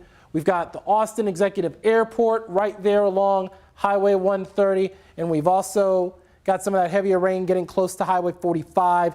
That would be near Typhoon, Texas, right there. That water park along 45 and the 130 toll road right there in Pflugerville. There's a big shopping center right there as well. St. David's Emergency Center. Pflugerville Parkway there near St. Paul's Episcopal Church. Spring Hill Elementary near the Windmere area. Wells Branch. Those areas seeing some of the heaviest rainfall. Now you've got Gaddis School Road as well in Round Rock. Now some heavy rain about to approach the Dell Diamond. So let's see what the Kalahari Resort camera is looking like, Hunter, because starting to see some heavy rain now approach the Dell Diamond, and that's right across from the Kalahari Resort in Convention's weather camera. Oh, there it is. And yeah, that's a light show indeed. Now, the Express are on the road, otherwise the game would likely be postponed. And then you see that Round Rock Sports Complex. You don't think it's a good night for a baseball game, Jordan? No. No, it is not. Not. But anyways, yeah, quite a bit of heavy rain that we're seeing near Dell Diamond. And as we zoom it out, Hutto, get ready. You may want to stay inside if you're in the Hutto area. Those areas are starting to see some of that heavier rain as well. Georgetown, I would imagine within the next 20, 30 minutes. Let's see who else is seeing some heavier rainfall. We've got Lakeline Mall up through Cedar Park, right there along the 183 and 183A toll road. Starting to see some heavier rainfall as well. Looks like we're seeing some reds now right there along 620, right there just south of Lakeline Mall, right there along 620, getting closer to Anderson Mill Road. And then as you get closer to Lake Travis, that Lake Travis Basin, looks like Hudson Bend, it's starting to wrap up for you guys for this particular round. Again, as Hunter was talking about, it's not just going to be this round. We've got a round coming overnight too. But we're going to watch to see if the atmosphere has been overworked or not. And with that, what we're going to do is we're going to go hour by hour on this, because this is going to be very important to see if the models have shifted a little bit over the past, say, 20, 25, 30 minutes or so since we last showed you an hourly loop.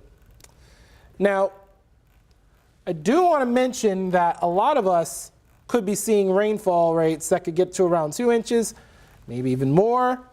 Isolated spots either have already gotten to 5 or could get to 5. And I see, Hunter, you're looking at a gauge, Pedernales River at Johnson City.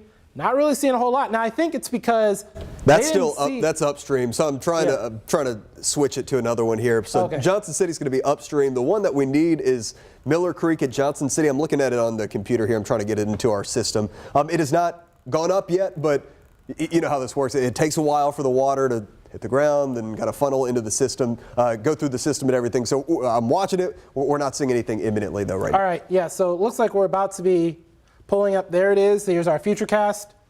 And this is at around 8:30. And again, the model hasn't really picked up on some of the heavier rainfall where it has actually fallen. It's actually been falling up here and just off to the south and west, and not really what this model is showing. However, as we head through around 9 o'clock, we're going to start to see that model start to pick it up a little bit better right there through the Georgetown area. And it's those areas that I think we're going to see the heaviest rain at around 9 p.m. according to what the latest data is showing. Now let's go ahead to around 1 a.m. and then that's where the heaviest rain will start to make its way through portions of Mason County. And that looks like a line of some strong winds that could be possible with this as well. And with those lighter pinks, they could have a little bit of a hail core involved, but I'm thinking heavy rain is going to be the main threat. And then as we move forward, this is at around 3 a.m. This is where we start to really see some of those storms make their way through portions of Burnett County. So places like Spicewood, places like Marble Falls, Bertram, on toward Liberty Hill, Cedar Park. Those areas are starting to see some of those stronger storms move through. Maybe even Johnson City could get another good round of some of that heavier rainfall to maybe atone for some of the earlier misses on that one. But then, watch this as we go through around 4 a.m. This is when KVUE Daybreak starts. We're going to be looking mainly over portions of our eastern zones now. So then places like Tanglewood, places up toward Thorndale, and places up toward Cameron, like in portions of Milam and northern Lee counties. Those areas are going to start to see some of those stronger thunderstorms move on through. But then as we head through around 5:30, 6 a.m., that's when things start to clear out. By the time we get to 7 a.m., we're looking at mainly light shower activity making its way through portions of central Texas. And then, as we head through the rest of the day Thursday, we look to be in a bit of a dry lull. By the time we get to around 4 p.m., maybe a few isolated showers here and there before we dry out at around 8 p.m. It's just going to be damp at best. Now, I do want to mention, and Hunter has talked about this throughout the course of the evening, we have a moderate risk. This hasn't happened since October here in central Texas, folks. This is a moderate risk for flooding, a 3 out of 4 risk. So excessive rainfall looking likely throughout much, if not all, of the KV viewing area. Great news for the hill country, but not so good news in areas that can't really take on much water, areas east of I-35, where you're not in any drought. So it's going to be hard for those areas to take up as much water as portions of the hill country, because a lot of that's going to end up being runoff going into Lake Travis. So that's something we are watching as well. Hey, Jordan, I'm getting some questions here on Facebook, so I want to kind of go through and answer some of these questions for folks. So here, I'm going to toss Max one in here. Folks are asking about hail. How much hail do we have out there? Well, the good news is earlier we had quite a bit of hail, and no longer are these storms big hail producing. Now, it's not that we have zero hail. I am watching a little bit of small hail here over far northeastern Travis County. So let's take a look at this. This is going to be on the east side of the Austin Executive Airport. This is going to head towards, it's right over Monda, and that is going to head towards the Copeland area in the 95 corridor. If it holds together on this track, Copeland maybe up towards the Taylor area, east side of Hutto, 79 corridor. I was driving that road the other day, heading out towards Thrall. Yeah, so maybe a little bit of hail there. This is going to be like penny size or less. It's not a huge hail threat, right? But there is a little bit of hail. Now, could we see some more hail later on this evening? We can't rule it out. If we have this line of storms come through during the overnight hours, there certainly could be some hail in there. But, you know, when we get a line of storms like that, it's more of a straight line wind threat, and then maybe an isolated spin-up tornado threat. So we can walk through that again here in a second. Here's kind of the bigger picture. We'll turn off the hail tracker, just the regular radar. Folks, we're talking about all of the thunder and the lightning too. I mean, man, these things are just electric thunderstorms. So let's do a little lightning counter here. Let's do about like this. So this section of the storm, that is 307 lightning strikes. 307. Above me, you can see the scene at the Kalahari Resort there, which is right on 79 in Round Rock. It is an electric thunderstorm. We have got tons and tons of lightning strikes right now with this storm, which is now becoming more of a Wilco storm and a little bit less of a Travis County storm. However, we are starting to see some new development now across parts of the hill country. So again, this is going to be a couple different rounds of rain and storms, and you might not see rain with each of these, but we're going to continue to have some rain and storms moving through. Look at this, some new downpours and showers which are developing here from far southern Blanco County. That is a spot that is already plenty saturated, so if you get any, even if it's just like moderate rain, the ground's probably already really saturated there, so that's going to continue to bring a flood risk to some spots. And here's a look at what we got coming in across Gillespie County, where some downpours have developed out around the Harper area too. Let's go out even behind that, and we'll see if this line of storms is continuing to organize.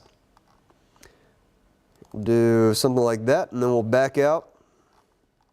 So here's a little line of storms. Again, we'll keep an eye on it. I think what's going to happen, though, is because we have had so much activity this evening, the atmosphere is probably going to be pretty worked over. So we knew we'd have 2 rounds or 2 windows where we could see strong to possibly severe storms, right? But it was which one was going to become the dominant window. If we just had spotty stuff this evening, well, the overnight would probably be more active. But because the stuff this evening has been pretty heavy and pretty robust, I think the atmosphere is going to be a little bit more worked over. So maybe the severe threat's going to be much lower tonight, and that'd be fantastic. But still, we're going to have to keep an eye on it. These storms right here developing out over West Texas, and those are going to continue to push eastward, and what's left of them is going to move into our area. I think this kind of line is especially going to favor the northern half of our KVUE area. So I do want to mention. Here, one second. Your mic's not on yet. There you go. All right. So I'm reading chat now, and it says a flood advisory is coming for southern Williamson and far northern sections of Travis County. So likely that's going to include Round Rock, maybe even Hutto as well. Once that pops up, then we'll have all the latest on it. So that just wanted to let y'all know, because that's because of heavy rain. If you could pull up Max 2 real quick, we've got more heavy rain on the way through portions of southern sections of Williamson County. So if you're in an area between Round Rock, Hutto, down through places like northern sections of Pflugerville, near Lake Pflugerville, near the Austin Executive Airport, near Typhoon Texas Water Park, then you're getting pounded with some of that heaviest rainfall so far. Now, expect us to add to a lot of the rainfall totals like what we've had here locally. And I think you're looking at LCRA totals. I think you're working on pulling that up, Hunter. But I think that we could be getting more than around 2 inches. A lot of the heaviest rain has moved out of the city of Austin. And I do want to mention that, yeah, we have the flood warning for Travis County, including the city of Austin, but a lot of the heaviest rain is going to be outside of the city now. So it's until 11:30, could still have heavy rain that could cause some runoff and could cause some of that urban street flooding. But besides that, that's pretty much what we've got in terms of rain for Travis County for this particular round. Because remember, it's going to be multiple rounds. And yes, it has a considerable tag, so this is a step up from the regular flash flood warning. So what this means is that there could be a good bit of urban street flooding. So make sure that if a low water crossing is closed, they've got what look like arms that you would see on a train track that would be down. And that should help you see that area at night. Not all of them do, but some of them do. And if they're down, then that just basically is telling you you need to turn around. So just wanted to let you know about that. And as we see a lot of the heavier rain now moving through the Round Rock area, right there along 79, it's just across the 45 tollway, near that area with Mopac. It's about to make its way towards, there it is along May Street, near Baylor Scott and White Round Rock Nephrology and Dialysis Center. And it's going to be on May Street, so it's going to be a little bit, maybe before it reaches the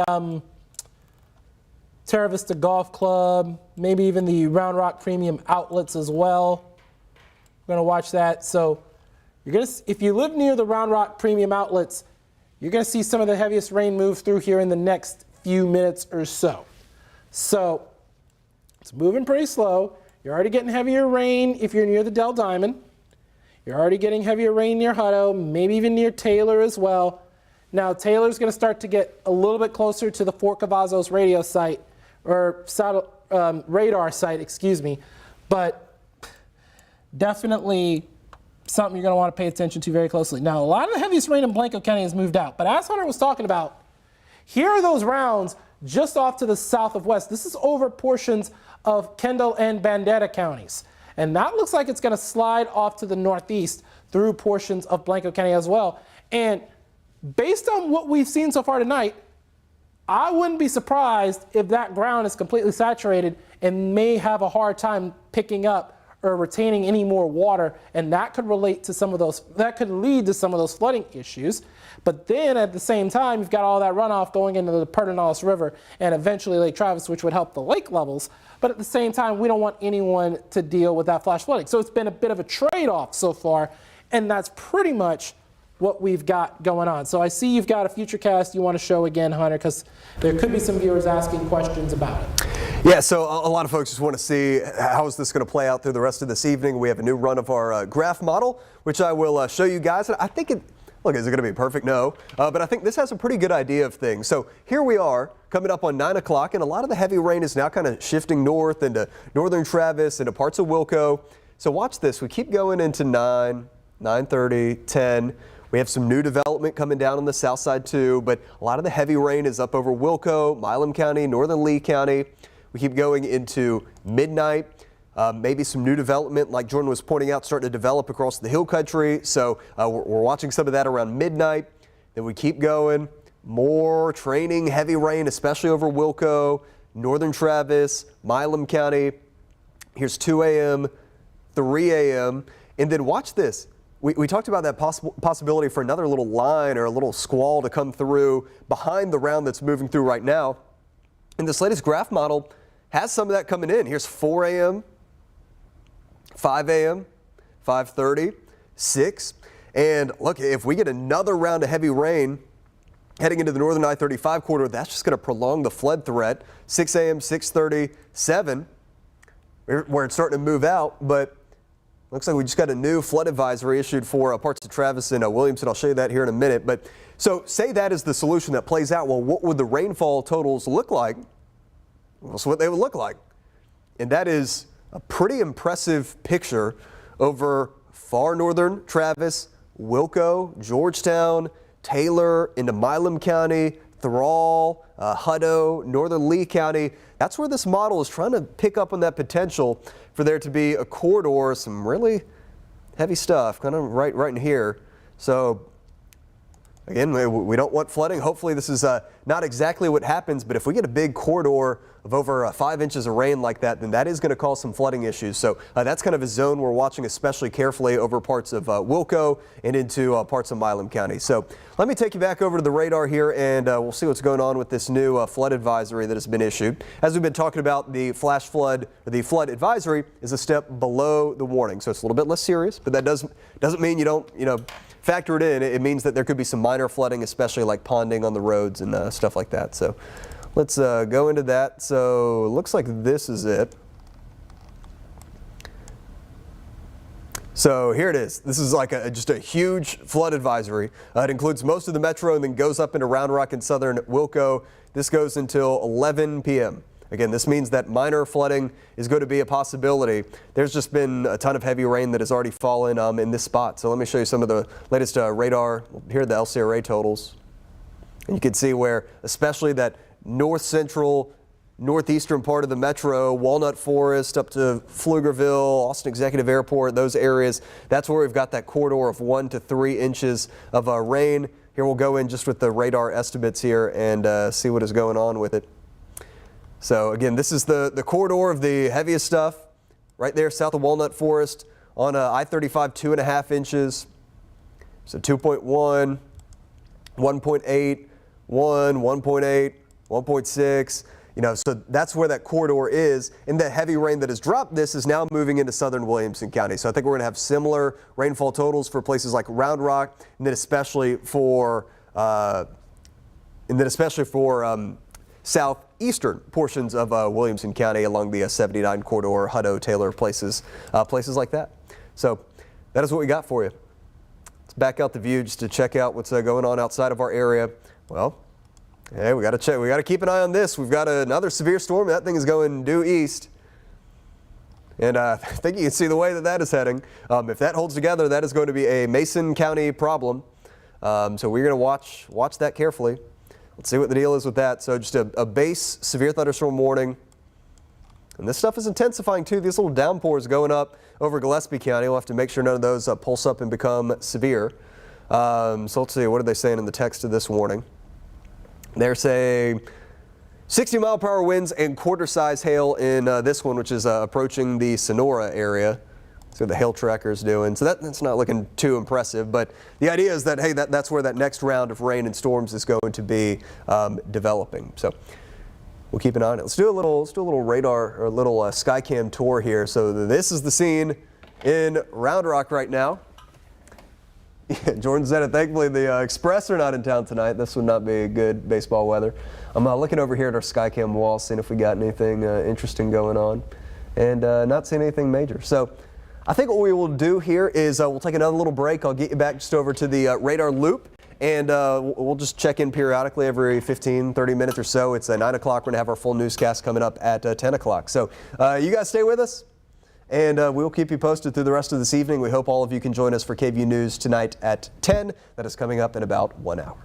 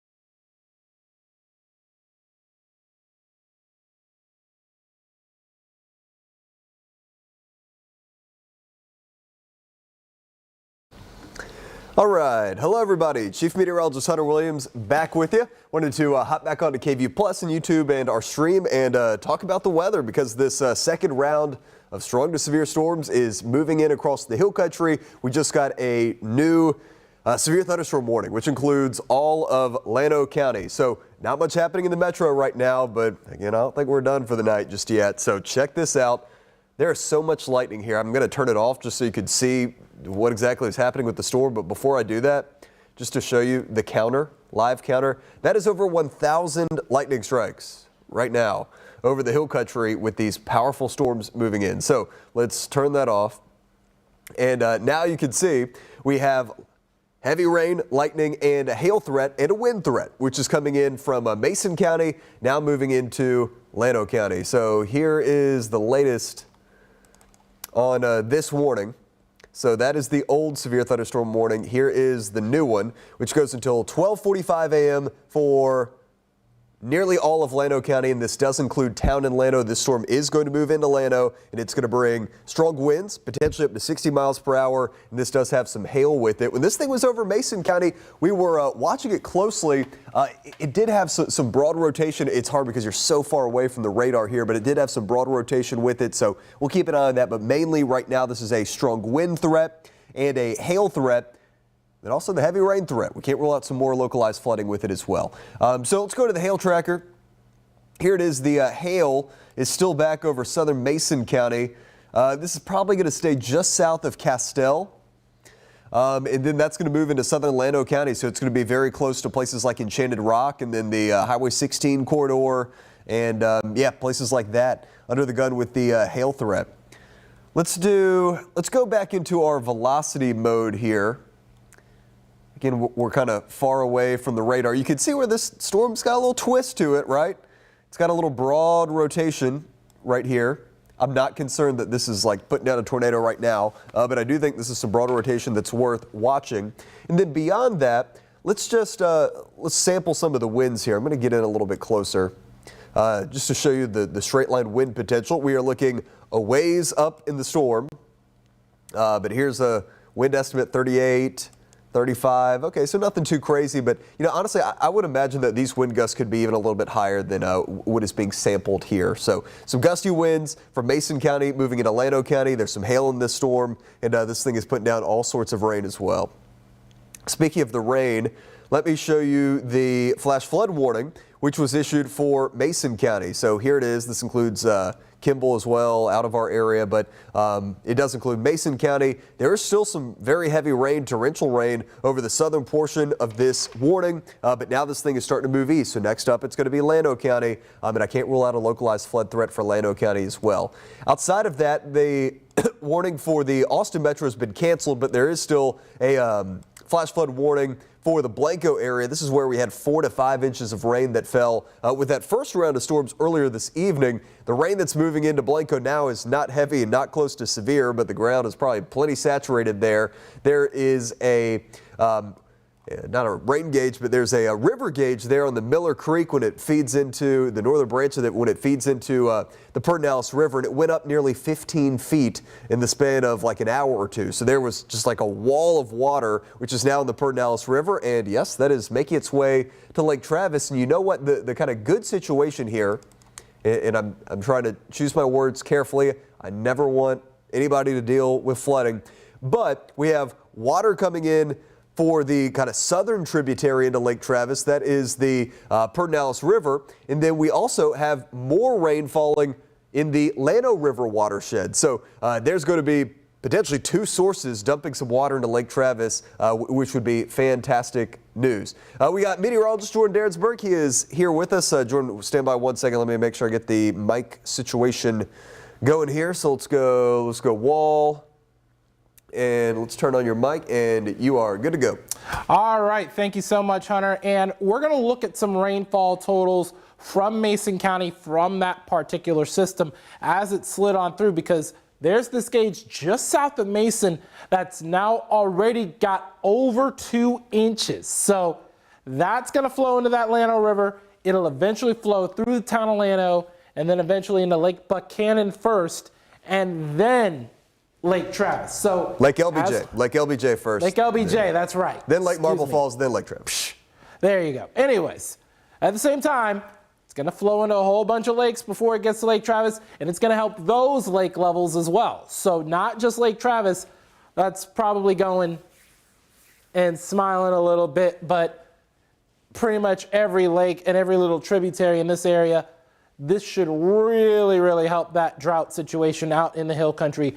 Very, very beneficial rainfall. And we're going to go ahead real quick. We're going to take a look at some radar estimate as well from just south of the Atlanta River, because that looks really interesting indeed. Yep. Here's what we're talking about, 4.1 inches. So more impressive rainfall totals here in addition to what we've seen in Blanco County, and hence why we have that flash flood warning for southern sections of Mason County. Now, off to the west, just south of London, that's not in our viewing area, but again, kind of highlighting what we're talking about here with all of this water going into the Llano River. You've got 3.7 inches estimated for you guys there as well. So let's go ahead, and we're going to also put a track on that particular warning, because that is moving east at around 30 miles an hour. And we do not have the tornado possible tag as of right now, but we did see that broad area of rotation. I wouldn't be shocked if the National Weather Service office added this, but this is moving east at around 30 miles an hour. So I'm going to put the leading edge on this here. And as we take a look at the timing of it, we're mainly looking at around, let's see, here we go. Around an hour. I like to do it exactly at an hour to kind of give everyone a general idea here. We've got Llano just after midnight at around 12:09, the Stoles area at around 12:24, and then we've got Kingsland just after 12:30. And we've got the Bluffton area just after 12:30 as well. So all of Llano County is in that severe warning storm. At that particular time that I just showed you, expect winds that could gust to around 60 miles an hour. And that's because of the linear orientation of these storms. As I'm going to clear this out here and kind of show you what I'm talking about here. We've got a little bit of linear orientation with this system that's along Highway 29, about to cross Highway 71 right there near that Llano area, just off to the north and west of Enchanted Rock. Now we are watching this hail core right there near Enchanted Rock. It's going to cross Highway 87 here momentarily. And I would imagine this storm make its way into Enchanted Rock at around the same time that that leading edge makes its way through Llano. So if you're in Enchanted Rock, make sure you get those cars in the garage. Our Hannah Rucker recently did a piece on how to cover your car and protect it from hail damage if you're not able to find garage or covered parking available for you, or if you have a very large truck and it's just plain too big for the garages. That can really help as well. So it's on our website, KVUE.com, if you want to go look it up, involving Hannah Rucker and hail damage and how we can be able to protect our vehicles from hail in that particular situation. Now, Hunter, it looks like you've got some more LCRA gauges pulled up, especially in Blanco County, because, I mean, that was a huge level rise right there in that tributary leading into Lake Travis. Yeah, so let's walk through this. This is the gauge we're talking about. So this is Miller Creek near Johnson City. So all the rain was down here. In fact, here, we'll just kind of go through it. So here's rain over the past 24 hours. This was the biggest gauge right here, 4.35 inches of rainfall. That was 5 miles north-northeast of Blanco, so that goes into Miller Creek, and then it flows up here into the Pedernales River. Let's go back now to our stream flow, and this is the stream gauge, Miller Creek near Johnson City, right before it dumps into the Pedernales River. And here, let's zoom in a little bit. Look at this rise. So it was like 2.5 feet, right? And then jumps up to nearly 15 feet. So this right here, this was 9:55. And then by 10:40, in less than an hour, just boom, this wall of water comes through and it jumps up to nearly 15 feet. Now the numbers are coming back down. So again, this is how it's designed to work. The water works its way through the system. So now the levels for Miller Creek are coming down.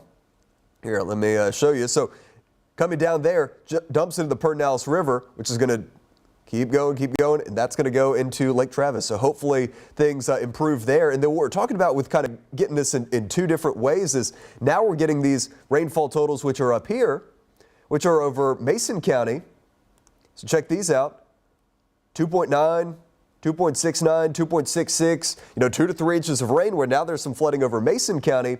Well, what's going to happen here is that rain's going to dump into the Llano River, which is going to keep going east. It's going to go into Llano County. That's going to dump into Lake LBJ. Then it's going to go into Lake Marble Falls, and then that comes in from the north into Lake Travis. So again, we don't want anybody to get flooding, but hopefully we're getting some rain. If we have to have flooding, hopefully we're at least getting some rain in the right spots so that we can make some improvements to our lake levels. Now, let's go back over to Max 1 here, and I'll show you what's going on with our watch situation.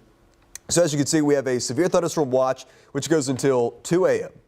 I'm going to do the tall box real quick. So we'll go Max 1, Cam 4 right there. Perfect. So we have a severe thunderstorm watch, which goes until 2 a.m., where the large hail concern, the gusty wind, the isolated tornado concern, that's going to continue. But it's not just severe weather threat tonight. We also have that double threat. So it's severe weather threat and the potential for flooding. So our flood watch is going to continue until 7 a.m. Now, this rain is like right on cue. We know that May is the wettest month of the year on average for Austin. The average rainfall in the month of May in Austin is 5.04 inches of rainfall. And I'll show this graphic before we tick over midnight. This is how much rain we have had today. The airport southeast of town, not as impressive, but Camp Mabry, how about that? On day one of the wettest month of the year in Austin, 1.62 inches of rainfall, and I think we'll add some more to that as we go through the rest of tonight. So with that being said, I want to go into our models here, and we'll kind of walk you through how things might play out through the rest of tonight and through the rest of tomorrow morning. We will look at a couple different models here. So let's start with our high-res graph model. Let's see how this is initializing. We've been telling you guys all evening long, the models really have struggled with this setup. So we're doing more of like a nowcasting than a, looking at models and forecasting type of deal. But here is our high-res graph model, which has these storms, especially moving into Llano, northern I-35 corridor, Wilco, Milam County, grazing the Austin Metro overnight. Then there's still a lot of juice to be accessed southeast of Austin. So I do think places like Giddings and Bastrop, Caldwell County, Fayette County, haven't seen much yet, but I think those storms, once they get there, will have the ability to intensify 5:30, 6, 6:30, 7, and then through the day tomorrow, there's going to be a chance for like some scattered showers and storms, but mainly we're looking at tonight into early tomorrow morning. So that seems like a pretty reasonable solution. If that is what is going to happen, well, here's what the additional rainfall totals will look like, where again you get this corridor of heavy rain with the batch north, so Mason County into Llano County into Burnett County into Wilco, Northwest Travis, an additional 1.5 inches or so, or 1.25 inches in Austin. I mean, how about that? So add that to already over 1.5 inches to 2 inches for some spots. I mean, we could be 3 to 4 inches, 3 to 5 before all is said and done. So that's the graph model. Here is our HER model, the high-res rapid refresh. That is not looking good. We're not going to look at that one. This is the older run of the extended HER, so I think this probably has a better idea where, again, we get this kind of new batch developing, and then everything kind of congeals and intensifies southeast of Austin, where there's still some instability and untapped air to work through, 4 a.m. Then we go into tomorrow morning.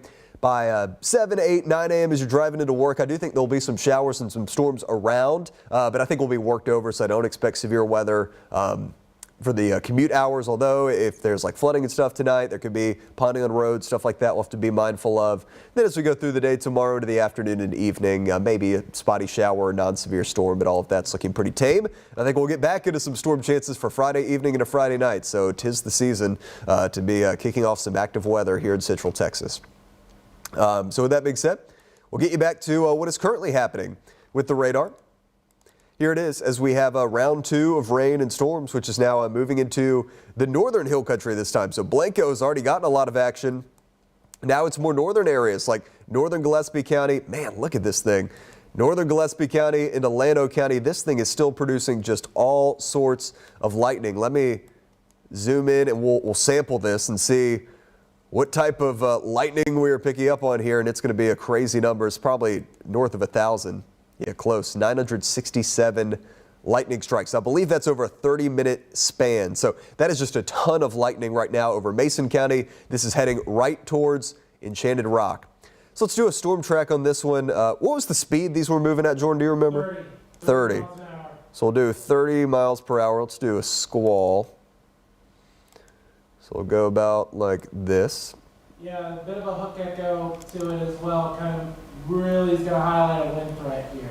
Okay, we'll check that out here after the storm track. So here's the storm track taking it into Llano here in the next 15 to 20 minutes. All right, so by about 12:15, this is going to be moving into Llano. Enchanted Rock, similar. It's going to be 12:17, if not a little bit earlier. Stoles, 12:35. 12:48 for Bluffton. Buchanan Dam, 12:58. 1 a.m. for Kingsland. Sunrise Beach Village, 1:18. 1:24 for Granite Shoals. So, Jordan, you said we got a little bit of a hook going on? Yeah? Yeah, more like a bow echo is what I meant to say, that big complex there. Yeah. But yeah, definitely a Hang on. wind threat for sure. And looked like, I know you talked about a little bit of rotation within it just southwest of Castell, but I don't think there's a whole lot to it. It looked pretty wide, but again, I'm showing that complex of storms right there. And there you see that big bow echo associating with it. That is going to mean a bit of a wind threat. You're going to be dealing with 60-mile-an-hour wind gusts within the next few minutes if you're in any of these locations, especially Llano. We're thinking around 12:14 for you guys, and we're also looking at around Sunrise Beach Village just prior to 1 in the morning. So if you're up late watching us, you've probably had the coffee because you wanted to track all of this as it makes its way through, or maybe earlier tonight, you probably were awakened in your sleep by a lot of the loud thunderstorms in the Austin metro, and you're probably watching another line of storms make its way through. But anyhow, a lot of the strongest activity is crossing Highway 87, and we're going to go ahead, let's take a look at this hail core, because that's going to be very, very important as well. And we're going to zoom this out of Blanco County because nothing is going on in that area. And oh, look at this, right about to cross 87 right now, we've got good bit of a hail core showing up here as well. And it's looking like it's intensifying just a little bit as well, right on top of Loyal Valley. So if you're in Loyal Valley, in far eastern Mason County, southeastern Mason County, you want to make sure your cars are in the garage or covered at this particular juncture, because we're looking at hail estimates right now getting up to 1.3 inches in diameter. So we're thinking around maybe quarter-size hail, maybe even pea-size hail, maybe even a little larger than that. And you know how these storms like to do. They like to pulse up with the hail cores and then weaken, and then pulse up again and then weaken. And it looks like it's in one of those pulsing up phases. So if you're just east of here, so maybe off to the north of Enchanted Rock, you're going to want to watch this very, very closely. Now we have another scan, and it looks like it's started to weaken just slightly, but if you're along Highway 87 in Loyal Valley, you should not be out right now. You should be inside, because it looks like there's a good bit of hail headed your way at this particular time, if it is not falling at this time. Now, it's moving to the east at around 30 miles an hour, and I'm going to put the cone on it to kind of highlight the hail core a little bit more. And I'm going to go ahead and kind of show y'all what we're talking about. It's moving pretty much to the east at around 30 miles an hour. And we're looking at no real towns in the path of it. So by this stage, it looks like if we're going by the cone model, this storm looks like it might miss Enchanted Rock. But what we're going to do is we're going to try the squall model here. And we're going to show you where this system is headed. And now, this one I think may have an outside shot at Enchanted Rock here. Yes, there it is at around 12:21, Enchanted Rock in the next, I would say, 20 minutes or so from right now, because we're right at midnight, 12:02 a.m. We're at Thursday morning now. And that system moving east at 30 miles an hour, if you're in Enchanted Rock, I would get those cars covered right now. Make sure you have all of the tools that Hannah Rucker described in her story that you can find on KVUE.com when it comes to how to cover your vehicle and protect it from hail if you don't have garages available, or if you have a very large truck and it's just too big to fit in the garage. Now, looks like you're looking at some wind shear over there, Hunter. Let's dive into that a little bit. Yeah, so here is just another one of the products that we can look at. This is our wind shear product, and again, this is not tornado warned right now, but it's showing some signs where the storm's trying to twist a little bit. So right along the 87 corridor, again, right over Loyal Valley right now is where our system is picking up on some wind shear. So we're just going to keep an eye on it. Overall, the threat for a tornado is not incredibly high through tonight, but certainly could one or two of these storms try and twist up and produce a tornado. It is possible. Unfortunately, here in Mason County and western Llano County, we're just kind of at a distance from the radar, and what that means is that the height at which the radar beam is hitting the storm, we're way up high in the storm. Here's a new scan, actually. But for a tornado to happen, you need rotation not just up high in the storm, but you need low-level rotation. A tornado, it's a rotating updraft, so lower in the storm, you need the spin to be happening. Just keeping an eye on the info coming in for the National Weather Service. So this thing is still spinning. Let's see if we got an update to the shear tracker. Yeah, it's still just showing some light shear over the 87 corridor around Loyal Valley. So we're going to keep a close eye on this and make sure this thing doesn't try and tighten up. For now, they still have just generic severe thunderstorm warning, not saying tornado possible or anything like that, but this is what we do. You know, we sit up and we watch these things and we make sure they don't try and twist up and cause a tornado or anything like that. But regardless, this is a mean storm. This is a severe storm without a doubt. It's got a hail threat. It has a ton of lightning, and it has strong winds with it, straight line winds that could be 50 to 60 miles per hour for sure. And this is heading towards Enchanted Rock right now. So if you live in Enchanted Rock, you got another 5-10 minutes and this thing is going to be knocking on your door tonight. I think this is going to be waking up a lot of people coming in after midnight with all of this heavy rain and lightning producing a bunch of thunder and everything like that. So in addition to the severe threat, this thing is just putting down a ton of locally heavy rainfall. I've been talking about some of the LCRA gauges and such. Let me just show you the radar estimated accumulations here, and these are most stout over southern Mason County near the Hilda area, where this is going to be, it's going to be in excess of 3 inches of rain right here. Yeah, look at that, 4.2. It's got a new flood advisory coming in for parts of San Sab and Mason County. So in addition, they're expanding the minor flood threat as we talked about. I mean, look at that, 3 to 5 inches of rain over parts of Mason County. And there's no reason to think that as this moves east that we're not going to continue to get these type of totals. So there's going to be similar numbers getting into parts of Llano County and around the Enchanted Rock area as well, even into parts of northern Gillespie County. If you are watching us in Austin, you're saying, what is going on? There's nothing happening in Austin. That is correct. Nothing is going on in the metro right now. But this is more of a lull, I would say, than being done for the night. This little line of storms, let's do another squall track on it. It's moving essentially like due east, and it's going 25. So it is... Here, actually, I'm going to do it. I'm going to do this in a different way. I'm going to adjust the toolbar here. Give me 1 second to make sure we give you the most accurate track here. So let's do this. I'm going to do. There we go. So let's try this.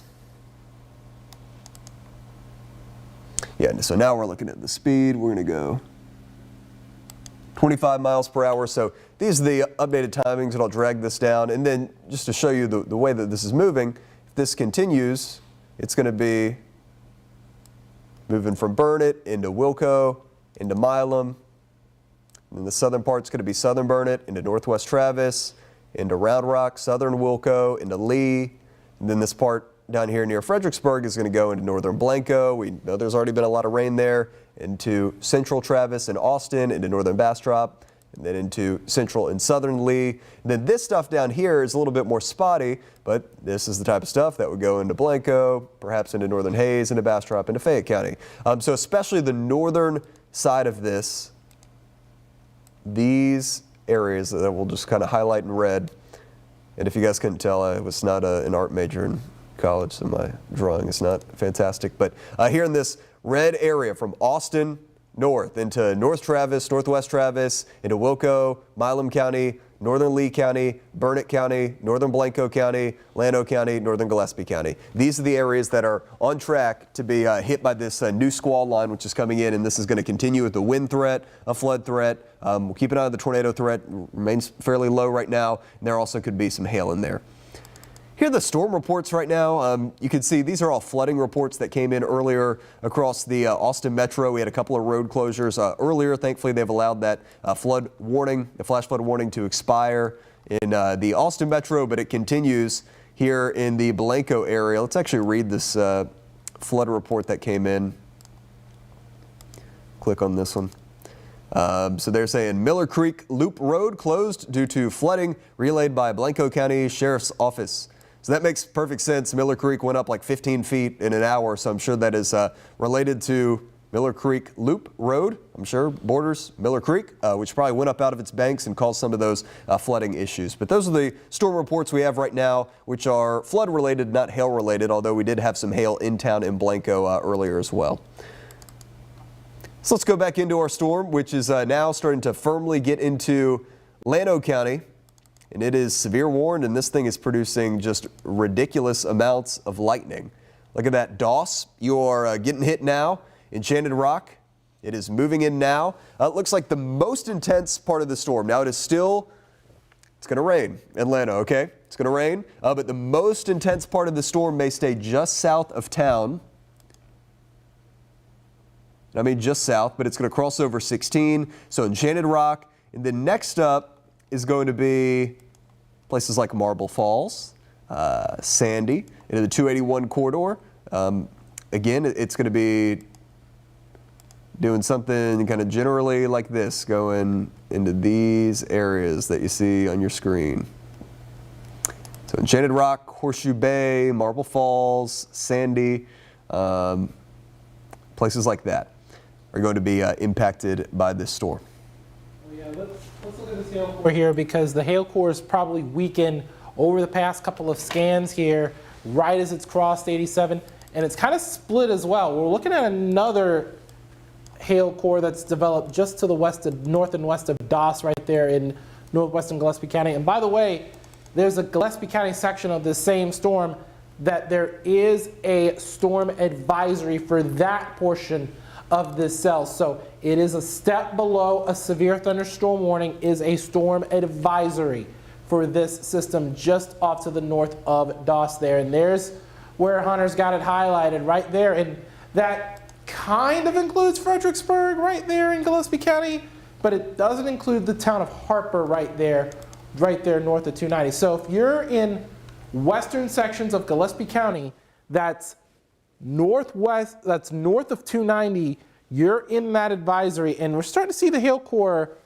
just east of 87 kind of pulse up a little bit now, and we're looking at still that 1-inch hail diameter right there to the south and east of Loyal Valley, and it's now pretty much firmly made its way into Llano County. So if you're in Enchanted Rock, you need to make sure that you've got your cars in garages or your carport, or have them covered.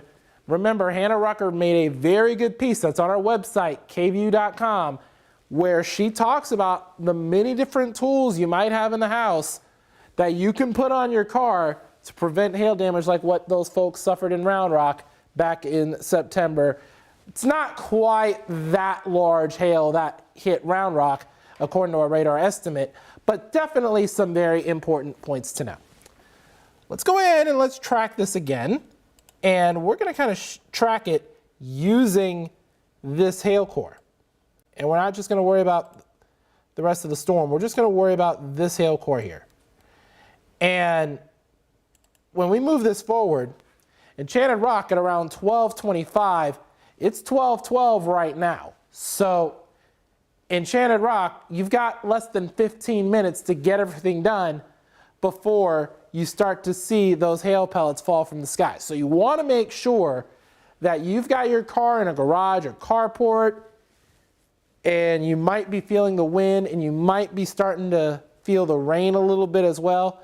And it could be breezy, and we could have gusts getting up to around 60 miles an hour. And oh, by the way, let's go ahead and let's get our velocity vectors up here. And we're starting to see a little bit more in terms of rotation right there, just off to the north and west of Enchanted Rock. Can't really tell much with that, but as far as winds are concerned, let's look at some wind speeds right now. We've got, okay, we've got the severe thunderstorm warning, so we're going to need to clear that to kind of see what our wind speeds are looking like. And we're looking at, okay, 28 miles an hour here. But then we've got, let's look at just west of Highway 87 or along Highway 87. That looks pretty potent, and it is. We've got 49 miles an hour, almost 50 mile an hour wind speed right there, right around where that area of rotation is. Now, this is pretty far from the radar site in New Braunfels, so this is probably representing rotation high in the atmosphere, but it's not going to be low enough in the atmosphere for us to really determine definitively that we've got the potential for a tornado warned storm. Now, there is a little bit of mini rotation associated with it, but we're really focused on right now the hail threat as well as a lot of the heavy rain that we've been seeing. So we're going to be looking once again at some of those LCRA gauges because these are impressive. That's what's coming your way, Llano County. Right here in Mason County, we've got rainfall totals, radar estimated, this is around 3.7, but we've got a confirmed 2.7 right here just to the south of Mason. So very, very good news in terms of drought relief, but not so good news in terms of a flood threat. So it's a bit of a trade-off. And we wish these trade-offs didn't exist, Hunter, but you know, that's just how the cookie crumbles here in Central Texas, especially this time of year. May is the wettest month, and we're already off to a pretty wet start. Now, what Hunter's got shown here is a mesoscale discussion from the Weather Prediction Center. And what this is highlighting is that we are looking at additional totals. Now, this is on top of the rain we've already had. Additional totals of 3 to 5 inches or more, and that could accelerate the flood threat. And that includes the entirety of the KVUE viewing area, maybe even some points off to the north, maybe even places like Temple, Waco, Killeen, out toward places like Bryan, College Station as well. I wouldn't say Houston, but maybe San Antonio, areas just off to the north of San Antonio, definitely New Braunfels, definitely San Marcos, because all of the KVUE viewing area is in it. So we're going to be watching this very closely throughout the course of the evening. And Hunter, it looks like they might have shaved off some of that severe thunderstorm warning. Yeah, it looks like what they did is they trimmed out northern Llano County, which, I apologize, there we go. They trimmed out northern Llano County, which makes sense because the meat of the storm is over southern Llano County, so this does still include the town of Llano, but I think the more intense part of this storm is heading into Enchanted Rock. And this again is a severe thunderstorm warning. Let me make sure they didn't add any tags in here. Nope, still no tornado possible tag, but this thing's trying to spin. There's no doubt about it. The radar beam here, it's really high in the sky, which is why it's just kind of hard to discern what's going on here. But you can tell just by the this is the velocity, but you can tell just by the reflectivity this thing is, it's trying to spin a little bit. So we're going to keep an eye on it. Make sure this thing doesn't try and drop a tornado. But right now it's a straight line wind threat and a hail threat, which is coming into Enchanted Rock now. This is going to cross over the 16 corridor from the south part of town in Llano down into Gillespie County. It would not surprise me too, now that they've trimmed northern Llano out of it, if they don't add down to the south here, because this is a pretty intense storm that just passed through Doss, and this is going to pass through northern Gillespie County, places like Eckert, Willow City, probably dealing with that. Jordan, you got something over there? Yep, I'm reading through NWS chat, and I'm going to pull up the LCRA totals again because the NWS chat is saying that they are seeing instantaneous rainfall rates of 4 to 6 inches per hour. However, it's moving east pretty quickly, but some areas could still pick up a quick 1 to 3 inches, and that could cause some localized flooding issues. And they've now just upgraded a severe thunderstorm warning for Gillespie, right as you were talking about, Hunter. So we're going to throw it back to you. Yeah, so this is exactly what we were Let me make sure my mic is on. There we go. This is exactly what we were just talking about, where and this is great work. What you do, if the storm is not severe, you cut the warning out. But if the storm becomes severe, you got to add to it. So they trimmed out northern Llano County and then added northern Gillespie County. So the storm that passed through Dawson is still really passing through Dawson. This has now prompted the severe warning. So Eckert, this is going to be a storm for you, and this is going to be noisy, and this is going to produce some hail. Let's see what the hail size is that they are mentioning here. They are saying severe thunderstorm was located over Cherry Spring or 16 miles northwest of Fredericksburg, moving east at 30 miles per hour, 60-mile-per-hour winds and quarter-size hail. So now we have one big warning here from Llano down into northern Gillespie County for 60-mile-per-hour winds, straight-line wind threat, and for quarter-size hail. And as we back out the view, this starts to give you an idea of the areas that are going to be in play for this storm down the line. Again, this is going to pass from northern Gillespie into Blanco. This part is going to go from Llano into southern Vernon. And then if it holds together, it's going to keep going northwest Travis into Williamson. And then if this part holds together, it's going to keep going Hayes into Travis. So in the Facebook chat, folks are asking, are these storms going to make it to Austin? I think they will. In fact, there's also, in addition to the severe part of the storm, well, look what is feeding in over southern Gillespie County. This, new showers and storms developing on the southern side of Fredericksburg. So I think what's going to happen is these storms down here are going to fuse up with this, and I think we're going to get a big line. I think that is what is going to happen. I think we're going to get a big line of storms, and that's going to try to fuse together as it gets closer to Austin, and then especially as it moves into the southeastern parts of our area. Because in this zone, down in here, there's not been a ton of rain here. Luling, Bastrop, Giddings, LaGrange, I think this part of our atmosphere is still untapped, and I've been through enough of these. It's like even when you think the coastal plains are not going to be the spots that get a lot of rain, LaGrange always finds its way onto the top 5 list for rainfall totals. So I think that is not going to be an exception for tonight. I think there's going to be some more rain for those spots too. Let's do another storm track now that we've got an additional warning here. I'm going to turn the lightning off just to make it a little bit clear, and let's make sure they haven't changed the speed on this. So they are saying, get the latest speeds. They're still saying moving, okay, they have upped it a little bit, moving east at 30.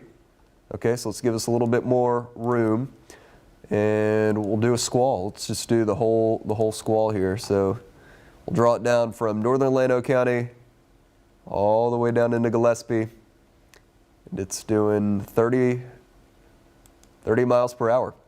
So that is the track, and this is, oh my gosh.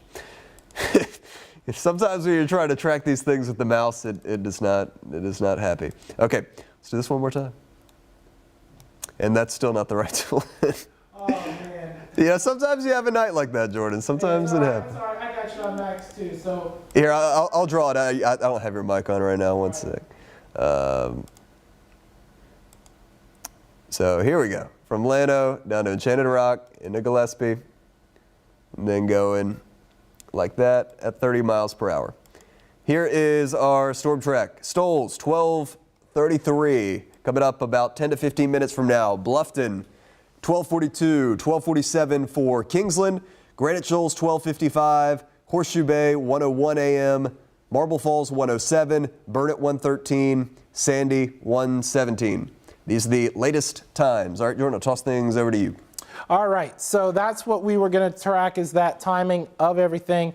But yes, there it is. It's right on top of Enchanted Rock right now. And we're going to look at the hail core to kind of see whether or not we've got a hail core. Okay, so the hail core looks like it's weakened if you're in Enchanted Rock.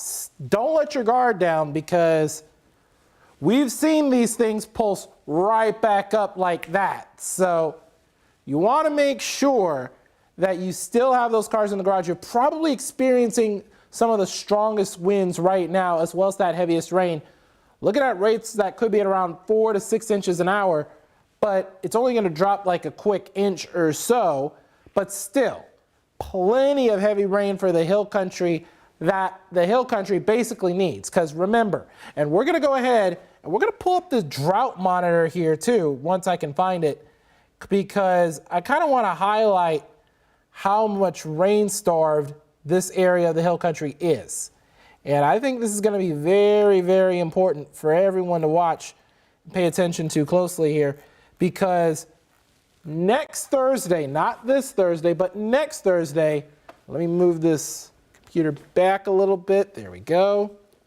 But next Thursday, not this Thursday, but next Thursday, I would fully expect for the drought monitor to look much different than what it did last week, because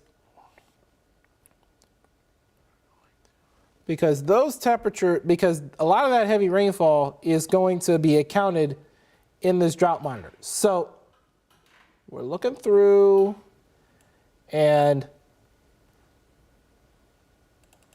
first we want to kind of show y'all how this is the wettest month of the year, and we have started off quite impressively. This was the rainfall for yesterday was 1.62. The airport hasn't recorded anything because we are after midnight, so we're going to start again from 0, and we're going to find out later this morning how much rain came with the second batch.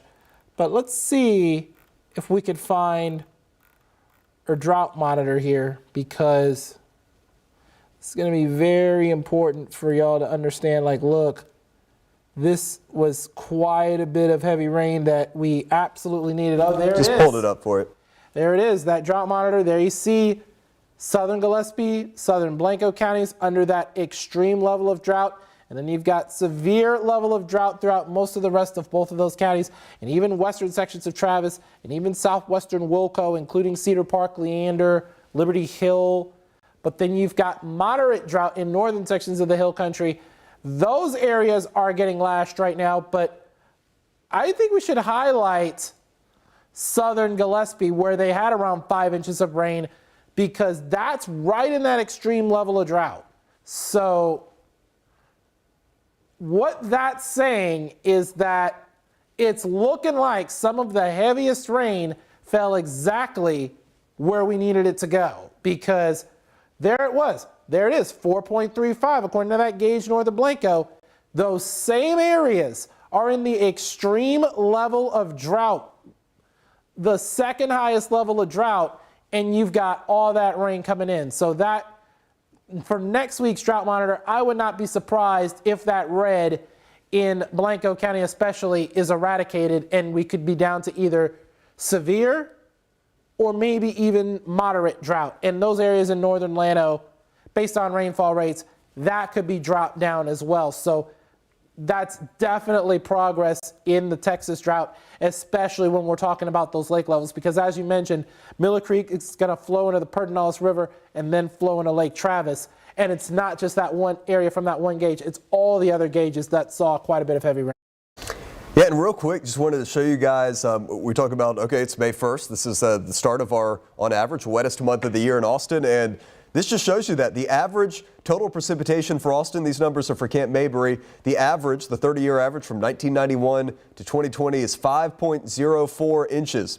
The second wettest month is October, which averages 3.91 inches. So May is a very important month, and it's especially important this year because as we transition back into a La Nina, I think as we start to go into June, July, August, like the weather always gets drier, but I think we're looking at hot, very dry weather for the summer unless we're able to catch something from a tropical system. So catching up on rain in May is very important every year. It's especially important this year. So hopefully we've got a lot of ground to make up. We're filling up Lake Travis and Lake Buchanan, but we're at least getting rain in the right spots tonight. So hopefully that continues. And then just to show you guys some more of the data, wanted to just talk about how wet it can be in the month of May. So let's look at the wettest months of May on record for Austin. So here it is, the Austin area, and these are the, oh, we did hottest temperatures. Hang on, we're gonna do precipitation. There we go. And the wettest May ever recorded in Austin. Look at this, 2015. Remember the Llano River floods, 17.59 inches of rain. 1929, over a foot of rain. Looking for some recent years, and 2015 is the one there, but you can see the month of May can drop a ton of rain here in Central Texas, and that is certainly what's happening here on day 1 and day 2. Hey, here's our, I was not meaning to pull this up, but here's our shear tracker, and it is still picking up on some shear in some low-level rotation just north of Enchanted Rock over Llano. So now that this thing is getting a little closer to the radar site, let's go in here. Yeah. We're getting a little bit of a radar artifact there where the radar is not sampling very well. This is still very broad rotation, but just something to watch. Again, our shear tracker is picking up on a little bit of shear there over Llano County. They still have not added the tornado possible tag to this, so it's just a generic thunderstorm right now. Base severe thunderstorm warning. The hail core near Enchanted Rock has gone down, but this is still producing some hail up to the size of quarters over far northern Gillespie County. 87 corridor, Ranch Road 648. This other one that is Ranch Road 2323, and if that holds together, that is going to be an Eckert deal. In addition to the severe warning over the northern part of Gillespie County, we have this. We have non-severe storms which are developing over southern Gillespie County, Kane City, Morris Ranch, 87 running up into town, and Fredericksburg. I think what's going to happen is these will likely continue to intensify a little bit. Hopefully don't become severe, but I think those will kind of join forces with the very intense storms from Llano and northern Gillespie, and then we're going to get an even larger squall line that's going to form. So again, if you live in Austin, I do think that these will hold together and make it into Austin. It's going to be a while. It's going to be later on tonight. That's probably going to be closer to like 2 or 3 a.m. In fact, let's think about this. So these are going 30 miles per hour. Let's measure this out. So these storms, they're about 60 miles away. So we're looking at about 2 hours from now. So 2:30, 3 a.m. If these storms hold together, that's about when we're expecting them in Austin. 2:30 or 3 a.m. or so. Jordan, you see anything over there in the NWS chat or anything else? I am actually tracking that timer. I actually got the timer out for you. So if we're thinking more precisely, we're looking at just after 2 a.m. for you guys in Leander, Oak Hill just after 2:15, and Round Rock just prior to 2:30. When we're thinking a more precise track for this area of storms that, as Hunter said, is going to join forces potentially, and that could bring a really strong squall line going right into Austin and dump a lot more rain, even on southern sections of Blanco County, which is pretty much unlikely going to be taking on any more water with the soil being saturated as it is, despite the extreme drought conditions that they're dealing with. But we're going to be watching that as well, because then all that heavy rain is going to flow right back into those highland lakes, through Lake Buchanan, all the way down through those smaller lakes before eventually making its way into Lake Travis, including Lake LBJ. And there you see another discussion. I think Hunter's pulled that up. Looks like a isolated flash flood threat for a few more hours. And looks like that's going to be right where that dry line is. I think that dry line's about to make its way into the San Angelo area, based, if I could give my best guess. Yeah, so based on it. Just because we're streaming online and some folks might be watching from maybe a little outside of Central Texas. Yeah. For North Central Texas into North Texas and then across the Red River into Oklahoma, we've got this big squall line of storms which is developing. So there's going to be not just a severe threat, but a flood threat across a good chunk of the state. So here, we'll go back to our radar. You can just see this big squall line that's developing. So just wanted to show you guys, for anybody who might be watching a little bit outside of the KVUE area, North Central and North Texas and into southern Oklahoma, there's going to be the threat for flooding and severe weather, which continues tonight. Okay, yeah, and so that's a good point, absolutely. And don't be surprised, I wouldn't be surprised if that system, once it gains some steam, it'll probably tap into this flash flood warning area. This is in effect until 1:30, but if that storm system moves through, they could extend it a little bit. Because remember, we've had a couple of reports of flash flooding, especially in the Austin metro. We're going to look at ATX floods real quick. Let's see if there are still 16 roads that are closed right now. Haven't had much in terms of rain, but again, it still could be still something. 16. I've got to pull. Still 16? All right, looks like I have 8. Looks like some of them might have receded a little bit. It's now down to 8. Oh, I need to refresh. Let's see. All right, now I'm down to 8. There you go. Yep, it's down to 8 closings so far. Cameron Road being one of them. Brushy Creek in Round Rock is another. Tynert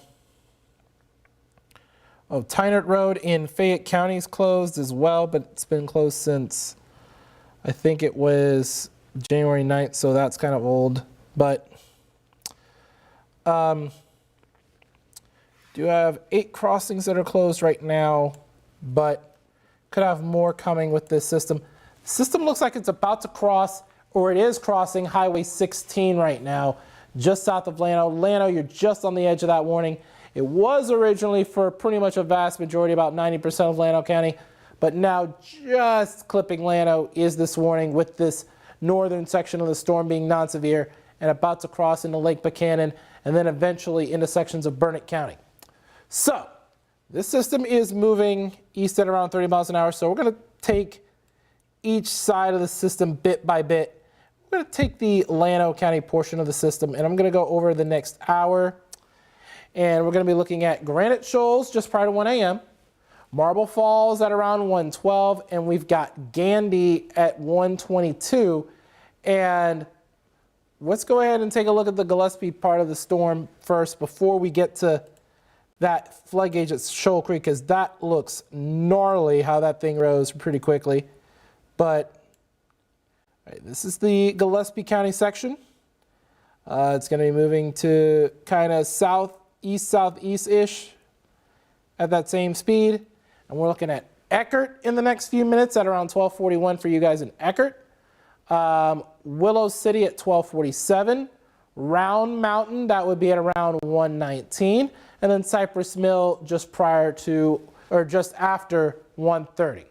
Now, with that, Hunter, let's go ahead and let's take a look at Shoal Creek, because that, let's take a look at that again, because that just looks absolutely, that just looks absolutely gnarly. Look at that. That Shoal Creek at West 12th, it looks like it got all the way to minor flood stage at 8.63 feet, right? Yeah, so it's already started to recede some, but yeah, so shot up to from like 1 foot to, squint my eyes, to 8.63 feet, which is in the minor flood stage, but then it receded very quickly. So we have seen, what was it? I think it was 2 Augusts ago, we had really big time flooding where Shoal Creek went up to like, I think it got into major flood stage. But flood stage there starts at just 7 feet, so it got past the action, it got into the minor flood stage. Now it started to recede, Jordan, but as you're tracking more heavy rain coming in, now that the ground is saturated, if we keep adding to that, then the flood issues could be exacerbated. Yes, absolutely, Hunter. And we're going to look at rainfall totals again, because some of these are just absolutely gnarly. Earlier this evening, and we've got more potentially on the way for southern Blanco County, these areas under that extreme level of drought, 4.5 inches almost, according to this gauge right there along 281 north of Blanco. That's going to flow into Miller Creek. That's going to flow into the Pedernales River and eventually into Lake Travis. Now, let's take a look also at the Austin metropolitan area. It's not looking like a whole lot in terms of, compared to where we were, but in southern Blanco County rather, but we're looking at around 1.5 inches for you guys in North Austin especially. And like we said, more could be coming, especially overnight into earlier tomorrow morning. So we're gonna go ahead and scroll up, and we're gonna put a little Futurecast on this, because this is definitely gonna be worth watching for the next several hours. This is at around 12:30 a.m. Now, let me tell you something. These models have been struggling like a slugger at the plate sometimes. They've really not had a good time of it. This is at around 1 a.m. and it's way behind. The current storm system is way behind what this model is showing. So take this really with a grain of salt. But by the time we get to around 3 a.m., I think this is where this model kind of picks it up a little bit better, with that conglomeration of storms making their way through the hill country, and then eventually will finally make their way into the coastal plains. Coastal plains, usually you guys are getting the heaviest rainfall, but not this time around, and that's a bit of a change from the past. That's why the coastal plains doesn't really have a drought designation right now, and the hill country does, because it's usually the coastal plains that gets quite a bit of rain. Portions of Bastrop, Lee, and Fayette counties, LaGrange especially, Lockhart. But then, as we move this forward just a little bit, this is at around 4 a.m., so this is right as KVUE Daybreak starts. This is where a lot of the heaviest rain will be moving out through portions of Lee, Fayette, Bastrop, and even extreme southern sections of Caldwell County on into Gonzales County, and then out of the KVUE viewing area. And then, as we head through around 6, 7 a.m., could have a few lingering showers, maybe in a few rumbles of thunder. But if we get quite a bit of rain in those same areas that got the heavier rain earlier this evening, could have a little bit of a flooding concern for you guys then. Real quick, here in the top right, just wanted to show this to everybody. These are the river levels right now. So as we start to talk about rivers rising and falling, I just want to point this out. There are no rivers in our KVUE area which are in flood stage right now. That could change later on tonight, but for now, everything is in the green. You can see there east of here, north of Bryan, there's a river flood warning there for a river that's in minor flood stage, but everything, Jordan, is in the green in our area right now. Oh yeah, that's good. But I'm showing you the rainfall futurecast. This will be as of 5 tomorrow afternoon. Some of these models are now showing 4, 5, maybe even 6 inches. Look at Bastrop, 6.44 according to this model data. Now take this with a grain of salt, folks. It might end up being lighter than that, but remember, these models have been struggling like usually a good shooter in basketball who has not been making their shots of late. That's pretty much what these models have done. But what I can tell you is that it's caught up from like 3 a.m. onward. But before then, this is what Hunter was talking about with the nowcasting. It's because the models haven't really gotten a grasp of everything. So we're going to really track these storms as they move through so that we can get the most accurate representation of what's going on right now. Hunter? So we just got a new severe thunderstorm warning. I like the basketball analogy, by the way. Here's our new severe thunderstorm warning. This has been extended, so it goes Llano County, northern Gillespie County, now into Blanco and into Burnett. So again, you can see the way that this is trending, and this storm is going to make it into the metro, assuming it holds together, and I see no reason to think that it won't. So they are now saying a severe thunderstorm warning until 1:45 a.m. Severe thunderstorms were located along a line extending from near Oxford to Enchanted Rock Natural Area to 6 miles southwest of Crabapple. These storms are still moving east at 30. They have upgraded the hail size. It is now ping pong ball size hail and 60-mile-per-hour wind potential. So these are still moving to the east at 30 miles per hour. Let's do another squall track for approximate storm arrival. So these are going to go east. The mouse over here on Max 1 is the bane of mugs. You got it? All right, so we're looking at Willow City 1242, Kingsland just prior to 1 a.m., Granite Shoals at 104. We've got Round Mountain at 122, Spicewood just prior to 145. So you're in these areas, be prepared to make sure that you have your cars covered up or in a garage. We do not want to have a situation like what happened in Round Rock back in September of 2023, where we had so much hail damage because of that large hail that had taken place. And it was probably one of the more memorable hailstones. You and I both covered that, Hunter, and it was on a Sunday night. And I remember a lot of people sharing stories of how many cars got damaged pretty heavily by that particular situation, and their insurances were struggling to pay for it and how they were dealing with that. So we don't want that y'all to have to go through that. Just make sure that we have those cars in the garages. Make sure you have those covered. Hannah Rucker made a very good story on KVUE.com about how to cover your car in the event of a hailstorm. I would like for you to check that out because it's going to be very, very informative and very important about how to do it. Yeah, anything else, Hunter? Yeah, just to show everybody the storm track here. Again, Jordan's talking about that hail potential. This could be producing a hail up to ping pong ball size. We were looking at baseball and softball size hail in Round Rock that one night, Jordan. Hopefully we don't see any more of that tonight. But this does have a wind signature with it too, so 60-mile-per-hour winds, ping pong ball size hail. And we need to watch the southern edge of this line. Let's go in and inspect this. Anytime you start seeing a little hook like this on the southern edge of a line of storms, you need to keep a close eye on it, especially with the warmth and humidity that we have. So here's the velocity.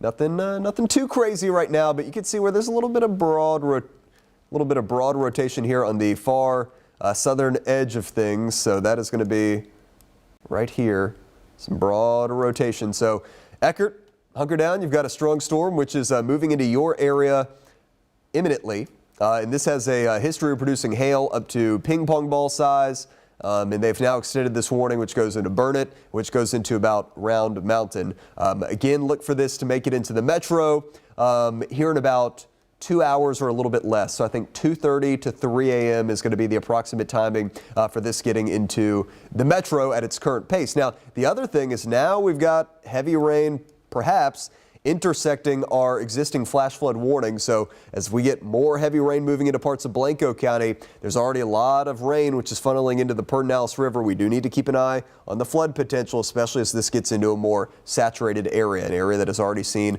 a lot of rain, Jordan. Yes, absolutely. And speaking of, here's what we're talking about. Over 4 inches north of Blanco, the town of Blanco.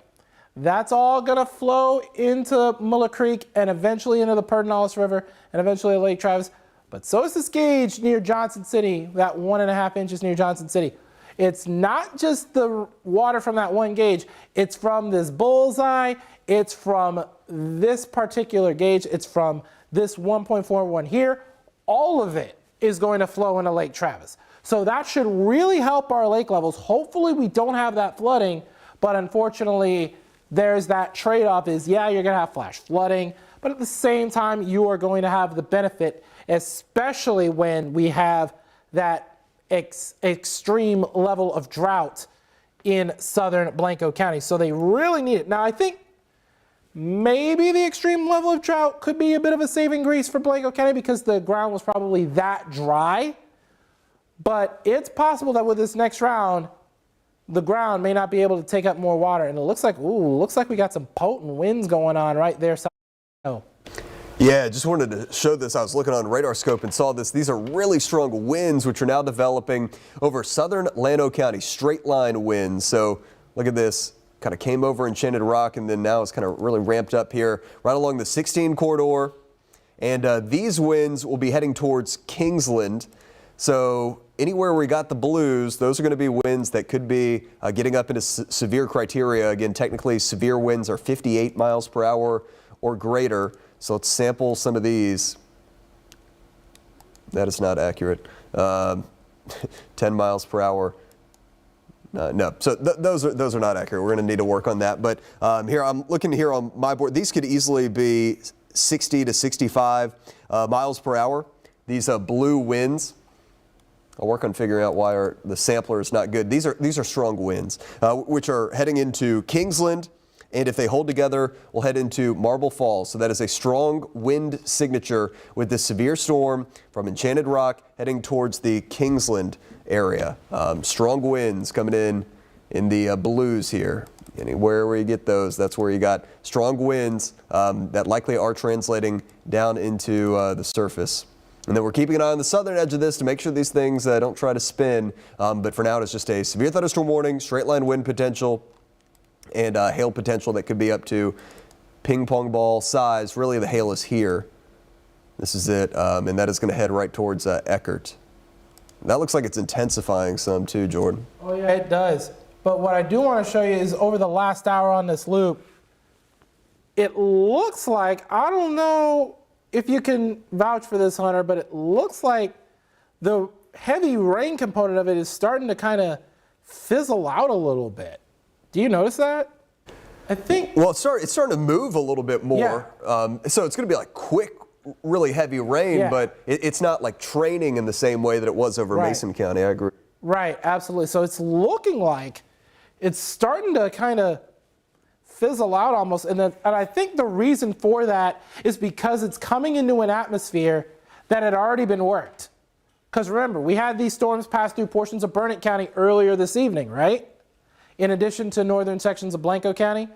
And in that particular regard, the atmosphere in Blanco County has already been worked. So yeah, it's already been worked, still could have the potential for maybe a few strong storms and maybe some heavy downpours, but it's not going to have that training effect like what we had earlier this evening. So definitely we're going to watch it. I'm not going to bank on this fizzling out before it reaches the Austin area. I still fully think that we have a good shot of these storms making it into the Austin area. However, what I do want to mention, and I think this is very important, we did notice a little bit of a weakening trend that we might have seen over the last hour. Because look at this. This was about right at midnight. This is about right at midnight. This is where the storm was. It was passing through Mason County. And there you see, may have been a bit of a hail core there.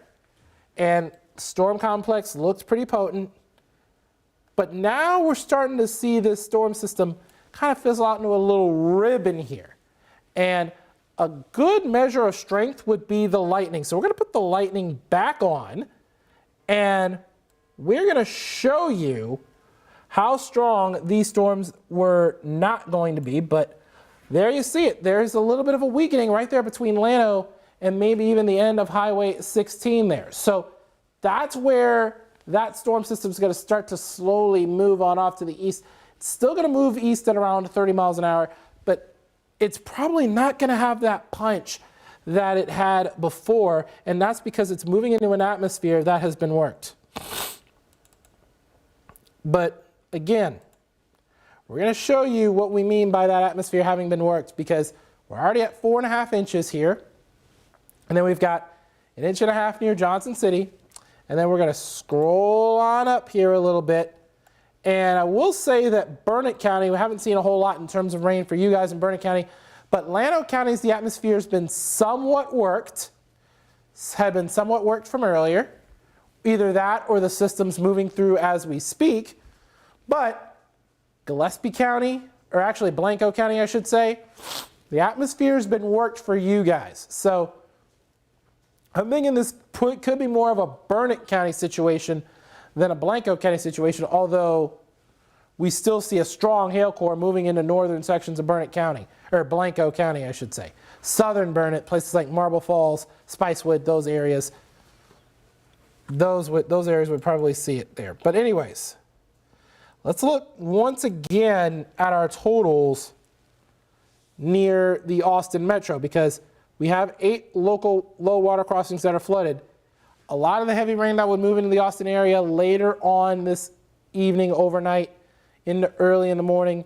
This would be on top of the 1.5 inches, just a hair over an inch in places like Pflugerville, as well as just off to the north of Manor there. And there you see it, 2.5 inches right there. It would be right at the corner of 35, 183, and 290, that little triangle area there. There were reports of water starting to pond on that frontage road right there in that particular area, especially northbound on 35. So definitely what we're going to be watching for as we head throughout the course of the evening. So let's take a look and see what that hail core is doing real quick. Oh, that hail core looks like it's intensifying right there, Hunter. It's looking like over the last scan, oh, well, it had intensified briefly. Saw a little bit of a pink right here, but now it's still blue, and the hail size is around 1.5 inches, and it's making its way pretty much straight for Eckerd. So if you're in Eckerd, you want to make sure, especially along Highway 16 right there in northern Gillespie County, you want to make sure that those cars are in the garage or covered as soon as possible so that we don't have any issues. Now, this isn't the baseball or softball size hail that what we've seen in Round Rock, but still, can still cause damage to your vehicle. So I wanted to caution you on that. Oh man, I think we saw a bit of a light show right there on our Oasis camera, Hunter. Saw a bit of a light show there just a minute ago. I think I noticed that. But I think he's going to probably get ready to pull that up. So yeah, there's Lake Travis on our weather camera. There was a big light show there just a second ago. And let's see if we can get some more of those lightning strikes. That's that storm system off to the west right there. And this is what we're talking about. It looks like that bow is starting to make its way into Buchanan Dam, and it's about to cross the Colorado River there, right there into Burnett County. So we're going to scroll this up just a little bit, and that's where we're going to start to see this move into western Burnett and right across to Buchanan Dam. And Tao, you are not in the warning, so northeastern Llano County, Tao, you are not in it. I would say Lake Victor might be in it, but it's right at the edge of it. Sandy, you're in the warning. The high area, you're in the warning. And it looks like a light shower activity just to the north of Stonewall. That's about to be collected by that particular storm, and that storm could get a little stronger too. Looks like it's moving a little quicker now. So they said 30 miles an hour. The National Weather Service said 30 miles an hour. Now it's looking more like 35, maybe even 40. And Hunter, it looks like you've got an updated track here. Yeah, so moving at 30 to 35, these are the updated arrival times, taking it into Granite Shoals here in the next 4 to 5 minutes. Tao, 1 a.m., Horseshoe Bay, 107, Marble Falls, 111, Gandy, 118, Burnett, 123, Lake Victor, 132, Spicewood, 138, and Bertram, 143. I want to go back into the velocities, too, and just keep an eye on some of this wind, which was really ripping through parts of southern Llano County and is now coming into Kingsland. Not looking quite as intense as earlier. Hopefully it keeps weakening, but not a guarantee. So you get those blues, those are those 50 to 60 plus mile per hour winds, and now that is right in town in Kingsland. It's just not quite as defined as earlier, but from Buchanan Dam down to Kingsland to Granite Shoals, next up Burnett, Fairland, Marble Falls. You guys are kind of next up with getting some of these storms here. Yeah, Hunter, I'm looking at a velocity vector from that, what you were just saying, 65 miles an hour here, just south and east of Llano. So, yeah, definitely looking at a wind threat right at the leading edge of that storm. Looking like some pretty strong winds here. Don't really see much in terms of rotation anywhere. You could argue a little bit of that just south of Enchanted Rock, but not really much in terms of rotation here. But we've got 65 mile an hour estimate. Let's see this area of blue just north of there, right there along that Llano River. Let's see what we have. 44 miles an hour, so not as strong, and now it kind of dropped to 57, and we still got quite a ways to go with this storm system, because again, then soon, like within the hour, we're going to start talking about Leander, Cedar Park, North Austin, Lakeline Mall. We're looking at Georgetown, Round Rock, Pflugerville, those areas. And even before that, Liberty Hill, Bertram, Spicewood. You're going to need to be on alert very, very closely for this storm, because it gets ready to get closer to Lake Travis. You start to see a little bit more of that light show as well. Now the hail core started to pulse up just a little bit, just off to the west of Eckert. So hopefully you've got your cars in the garage in Eckert. Hail core right now looking at around 1.5 inches for you guys. So as this storm is going to be crossing Highway 16 in the next few minutes near the Eckert area, you want to make sure that you've got your car either in a garage or a carport or covered up. You need to use maybe cardboard boxes right on top of both your windshields, front and rear windshields, as well as maybe some tarp. Have that held in by a big old bag maybe of some gardening equipment. Could be a trash bag you want to throw out that's strong enough, that's heavy enough to hold the tarp in place as a result of the winds that are going to be whipping around as well. You want to make sure that your windshields are not damaged by it. You can have your body damaged all you like. You could just have that, I think you could take a Ding King and kind of just kind of pop it off after the fact. But windshields, those would cost nearly hundreds of dollars to repair. So you want to be very, very cautious with that. I would prefer you put a car in the garage or a carport if you have one. Oh, nice lightning show right there. Once again from Lake Travis. And we're going to see a lot more of that because that system is heading right for Lake Travis pretty much. It's almost on top of Lake Buchanan and the Buchanan Dam. There it is. That line of storms making its way right through the Buchanan Dam as we speak, about to cross into Burnett County. Yeah, and it's almost like this is starting to lift a little bit. Instead of like due east, we're getting a little bit more like northeast. So here, let me come over here and explain this to you guys. So here is Max 1. I've got this looped like really, really slow just so you can see it. As Jordan was saying, the heavy rain right now is right over Lake Buchanan. Hopefully that thing can catch a couple raindrops and go up a little bit. But what it almost looks like here is we've got like a little, very like a small scale, almost like a little mezzo-low type kind of developing like right here. So you got a little L. And then what that's doing is it's like wrapping everything up kind of in this direction. So we're getting a little pull up to the north. So that's taking a lot of this wind, which is going to head right into Burnett, where we've got this little bow that has developed here. And I think that's going to be kind of a northern Burnett County thing, maybe a place like a Florence, like a Briggs, Bertram, places like that. You guys could be kind of under the gun for this. Again, as we've got just kind of a classic bowing segment. We've seen the Doppler winds. This thing is certainly capable of winds that are 55 to 65 miles per hour, I would say. So we've got this bow right in here, right? And this is heading towards Burnett and towards Florence. This is just classic bow echo stuff right here. So that is going to be producing some strong winds. Jordan, what do you got? Oh yeah, we've got an update on that hail core near Eckerd. That hail core, okay, let me give you a sec. Okay, that hail core near Eckerd, look at the hail size according to radar estimates now, getting close to 2 inches now. Wow. So we're really going to watch this closely. Eckerd, and I would even argue Round Mountain. If you're in Eckerd, if you're in Round Mountain, you want to make sure those cars are in the garage right now.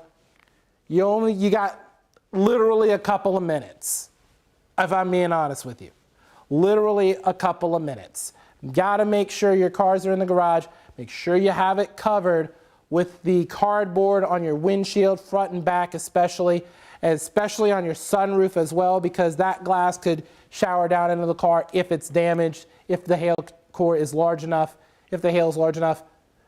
And that could really cause issues for you financially. So you want to make sure that you have every bit of glass, front and back, and on the top covered as best as possible. Make sure you have cardboard boxes on the front windshield, on the back windshield, and on the sunroof as well. Hold it in with tarp, as well as maybe if you have a very large and heavy gardening bag, you want to make sure you hold that tarp down because of those strong winds that would be associated with these storms as well. And Hannah Rucker kind of puts this in more detail in one of her stories that she recently did. It's on our website, KVUE.com, if you want to look at it. But definitely something you're going to want to watch over the next few moments here, especially in and around the Eckerd area. That is a very, very large hail core that we're going to be tracking that's about to cross into the Eckerd area here momentarily. Now I'm going to zoom it in a little bit further to kind of show you, to see where the largest of the hail core is. We're looking at 1.8 now, about to cross into Eckerd. And it's looking like it's really started to pulse up here over the last couple of scans. So that is definitely, potentially, we're looking at around golf ball size hail potentially even with this particular storm. Now it's not baseball or softball size hail like what we saw in Round Rock, but it still can cause considerable damage to your vehicle. So you want to definitely watch this and pay very, very close attendance to it. So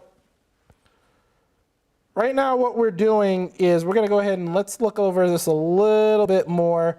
We do have that severe thunderstorm warning. This is until 1:45 still, but it's looking like it's going to start to make its way into eastern Burnett. So we're going to watch closely with NWS chat to see if this thing gets extended. And the National Weather Service chat has highlighted that main hail core like what I just showed you. And It's looking like it started to pulse down a little bit. So we're going to zoom back toward Eckert. Still very large hail. Let's see. Yep, it's starting to pulse down, which is good. And that's good news. It's starting to pulse down a little bit. However, we're going to watch it very, very closely again, because remember, these storms love to pulse up, then pulse down, but then pulse back up again. So we're going to really watch that, because as that system moves east, Eckert in the next few minutes, you could be dealing with hail that could be getting close to golf ball, maybe pea-sized hail. So definitely want to watch it very, very closely. So now, starting to see the outer edge of that hook, that bow, start to make its way into Burnett County. Just crossed Lake Buchanan right there in the Buchanan Dam, right there just off to the west of Burnett. And it just crossed the Kingsland area right there, far eastern Llano County. Burnett, you're up next. Sudeth, you're up next. Marble Falls, you're up next. Lake Victor, I would argue, you're up next, especially with that northeasterly orientation like what Hunter is talking about. Now let's go ahead and let's look at the rainfall totals a little bit more here, and we're going to talk about all the heavy rain that has been recorded so far. These are actual LCRA rainfall totals so far. We're already at almost 4.5 inches in this gauge right there just north of Blanco. And like you talked about, it's going to flow into Miller Creek. It's going to flow into Pedernales River. It's eventually going to flow into Lake Travis and help those lake levels. And oh, by the way, this area is in an extreme level of drought as of the latest drought monitor. So definitely good news for those who are wanting to get out of this drought. Another area that's in a good bit of a drought, it's in a severe level of drought, is southern Mason County. And we've looked at gauge data being recorded at around 1.5 to 2 inches. But look at this, west of Hilda, we've got 5 inches of rain. All of that is going to flow into the Llano River. That'll flow into Lake Buchanan, and then eventually Lake LBJ, and then eventually Lake Travis. So we've got quite a bit of rain going into the Highland Lakes, exactly where we need it. The caveat to that is that there is that flood threat, and we've got a flash flood warning for southern sections of Mason County as a result of all this heavy rain. So it's a bit of a trade-off. You've got beneficial rainfall for central Texas, especially the hill country, which doesn't usually get a whole bunch of rainfall. That's why they're in that drought situation that they're in right now. But you've also got the risk of flash flooding. We kind of wish it could be spread out over a few rounds so that we could gradually build up that drought. But nope, we either have a big drought and then have all that rain eradicated all at once. So it's pretty much what we've got for right now. But anyways, as we zoom it out a little bit more, we've got, there it is, 2.72 right there, just off to the south of Mason here. And let's take a look. Llano County's got around 1/2 inch so far, a little bit more than that. That's from that previous system that moved through. There could be some more record keeping that could take place. We've got a 1.71 in southwestern Llano County. And we've got some of that rain starting to move into Burnett as well. We're going to see how quickly this system moves.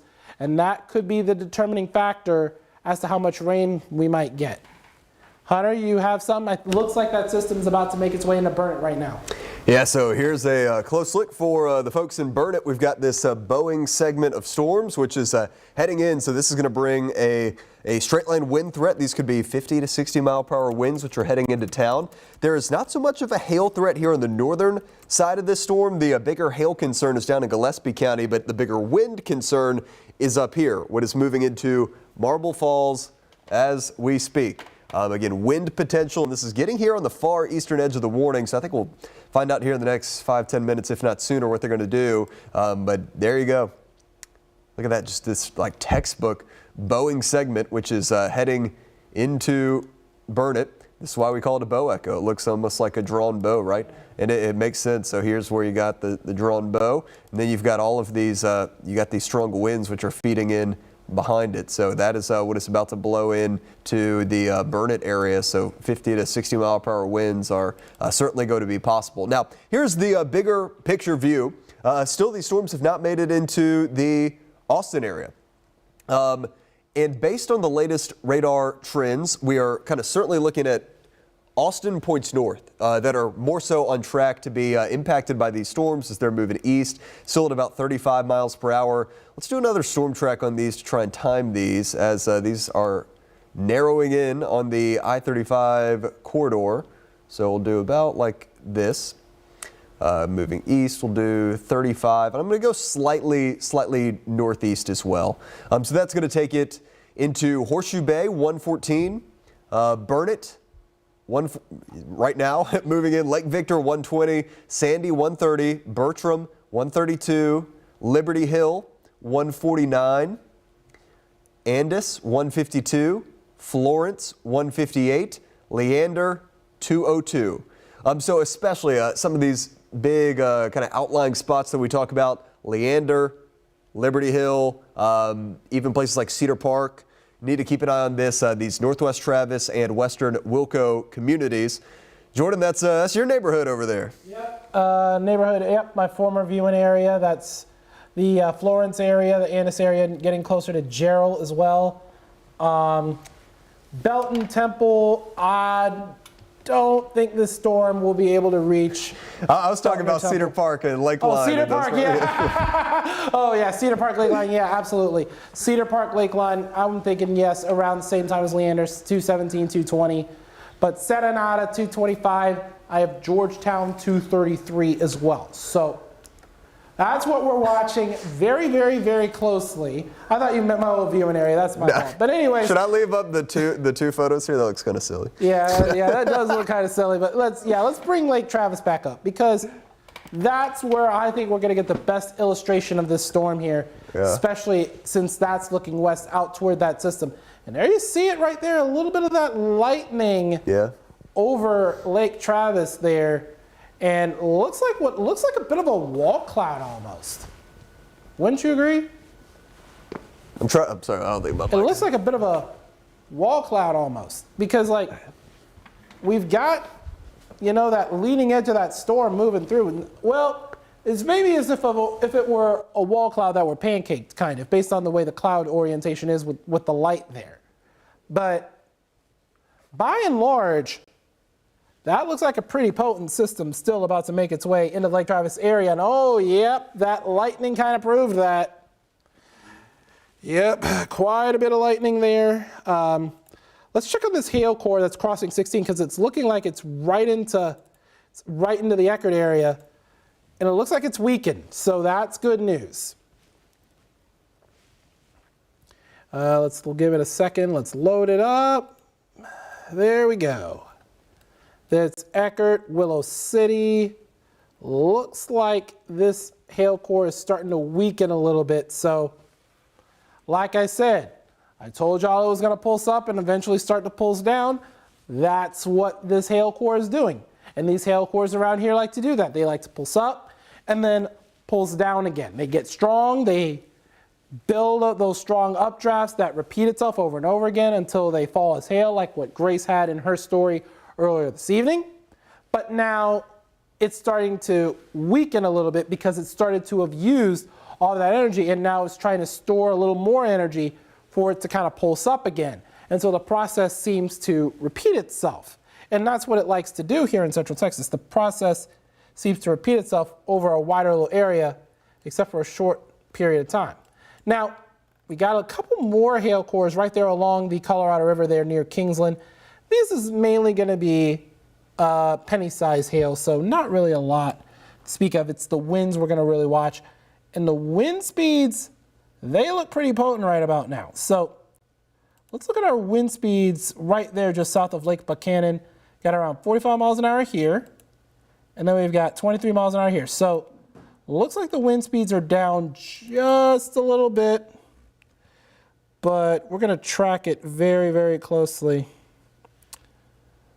And we're going to look at the potential, and there have been reports of flooding, but I wouldn't be surprised if any hail reports, any wind damage as we head throughout the course of the night. It looks like that potent system, a lot of heavy rain moving into the Willow City area, maybe even a little bit of hail as well. But it looks like we've got that leading edge of the system has now left the warned area and has entered Burnett proper. And so it's entered Burnett proper. It's passing right through Grave Street, through Burnett High School, First Baptist Church, St. Matthew AME Church, Hamilton Creek Park. It's just completed passing through Tommy White Park. And we've got Grave Street right there. It looks like some pinks there that kind of show it right as the warning ends. So we're going to look to see if the National Weather Service down in New Braunfels, whether or not they're going to extend that. Now, it looks like a classic bow, which means some stronger winds, but it's looking like the width of that heavy rain is starting to shrink a little bit.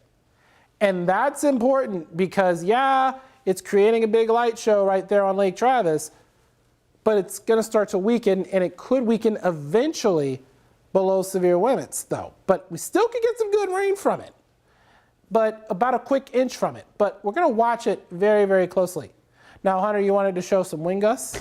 Yeah, sorry, I didn't mean to pop that up full screen, but we'll go ahead and talk about it. So here's a look at the wind speeds out there right now. We're going to keep a close eye on that Burnett sensor, so they're a little bit delayed, right? But the wind gust report before was 22 miles per hour, Lano 28 miles per hour. I bet if that sensor stays online, it's going to go up in a pretty big way. I think easily 50 to 60 mile per hour wind gust will be possible, power outages possible around the Burnett area as some of these strong winds come in. Is that a storm moves into Burnett proper, then eventually into northeastern Burnett County and into parts of Wilco around the Florence area as well. One other thing that I wanted to show you guys, we'll go back here to the radar, just to show you that there's still a lot of juice left in this atmosphere. Temperatures are in the 70s, dew points are in the 70s as well. This is our instability tracker. We don't show this that often, but this is showing, well, this is modeled, so honestly this is probably not that accurate. It's showing the higher instability down south of the I-10 corridor, but clearly we still have some juice to work with farther north as well. But let's go back into the radar here. Actually, I do want to show you the temperatures too, just to prove the point that there's still some energy left. Here are the temperatures across the metro. It is 73 right now at Austin. You can see it's a little bit rain-cooled across the hill country. Temperatures in the 60s, but for places like Luling and Lockhart and Bastrop and LaGrange that haven't seen much rain today, it's still in the mid to upper 70s. What about the humidity? Dew points right now sky high. It is still tropical category humid. We're talking dew points in the low, even mid 70s. That is, Jordan, have you ever seen a dew point of 76 degrees? That's kind of crazy. Oh, no. Yeah, that is, I barely have. Like, that is extremely tropical. Yeah. And that's laying on the beach tropical right there. Yeah. I wouldn't call it beach tropical, but absolutely sticky. I'm calling it beach gross. tropical. I'm calling it. Okay. You can call it beach tropical all you want to, Hunter. That's just how I do it.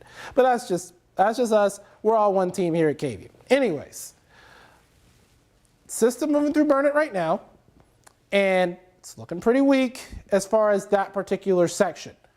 We're waiting to see from the National Weather Service office in New Braunfels whether or not they're going to extend it. If they do, I would watch this very closely if you're in Leander and Liberty Hill, because it's more than likely going to include western sections of Wilco, might even include you guys in Laga Vista, northwest Travis County, right on top of Lake Travis. And if you're near the Valente Water Park as well. It does include Round Mountain, but we've still got that main hail core that just passed through the Eckerd area. And we're going to go ahead and look at the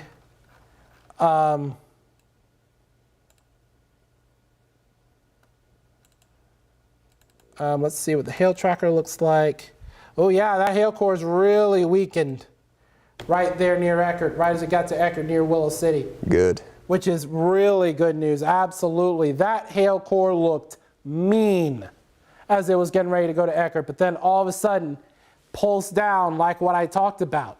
It likes to pulse up and then pulls down. It doesn't look like we have an update on Burnett's wind speeds. It looks a little delayed right now, but once we get it, we'll figure it out eventually. I am seeing on NWS chat, they're estimating 50 to 60 mile an hour winds. And an emergency manager could be, I think we're looking at around the Kingsland area. That's where they're saying that we're an emergency manager in Burnett County in the Kingsland area is estimating around what feels like 60 mile an hour winds. So I would imagine that that could be the case. I'm going to go ahead. We're going to show the wind velocities here. I think, Hunter, you've got that pulled up? You had it pulled up just Yeah, so we've got it there in the top right. There you go. Where this thing is still, as Jordan was saying, I think 50 to 60 is certainly fair game. And then I'm also seeing a pocket of some stronger winds up here just north of our area, closer to Lampasas. So if you know anybody in Lampasas too, also some strong winds. Still waiting to see what they're going to do. Kind of interesting with this warning. So the existing warning is set to expire at 1:45, which is, about 30 minutes from now. But we already have parts of this which have outrun the warning. So we'll see what they do with this. Regardless, it is bringing strong winds now moving out of Burnett into the Briggs area, Lake Victor, Bertram. Remember, I think this was like 3 years ago, had a really big windstorm move through Bertram and it caused some damage to a brick building there. So Bertram knows how these windstorms can go, but these are strong winds which are moving through Burnett right now and then eventually going to move out of Burnett into Briggs and Bertram, the Florence area, eventually northern Wilco. And again, the way that this is going, we're looking at Burnett, northern Blanco, not the same spots that saw the heavy rain earlier, northern Blanco, into northwest Travis, into Wilco especially. And this is kind of more in line with some of the stuff we've seen on the models where especially Williamson County, Milam County, northern Lee County, that could be a zone to really watch for a flooding potential as we go over the next several hours. Jordan, what do you got? So I'm reading the NWS chat right now. Wind speeds look to be decreasing, and we're going downstream and they're going to be going downstream with a significant weather advisory. So a step below a severe thunderstorm warning, and it would be for eastern Burnett and western Wilco. So no severe thunderstorm warning for eastern Burnett, western Wilco, but a special weather statement, a storm advisory, which is a step below a severe thunderstorm warning for those who don't know. And so that's good news, but still be prepared for strong winds either way. So we definitely want to pay attention to this very, very closely as we head throughout the course of the night tonight. And Hunter, it looks like we got the area there that does include Florence. It does include Liberty Hill. Doesn't look like it includes Cedar Park or northwest of Lago Vista there.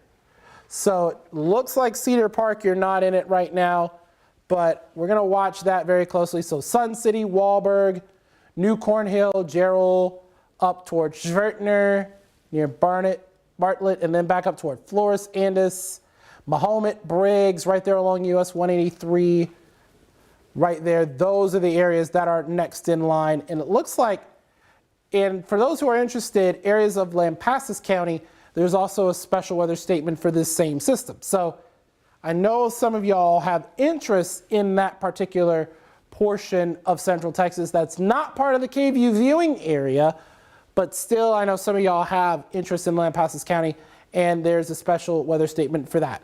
So it's looking like they're going to allow this warning to expire, and they're going downstream with a special weather statement. It could be upgraded to a warning eventually if the storm strengthens again, but we're going to watch it very, very closely. And it looks like it's time for some business because Hunter Williams has taken off the jacket. So it's just a little muggy over here. You know how it is, Jordan. It isn't that muggy. It isn't that muggy. It's nice and comfortable at the wall if you want to switch me. I'm just kidding. There we go. And shout out to Ben Jones. We got little sleeves up here. Yeah. It gets sorry, I'm trying to do the boxes here.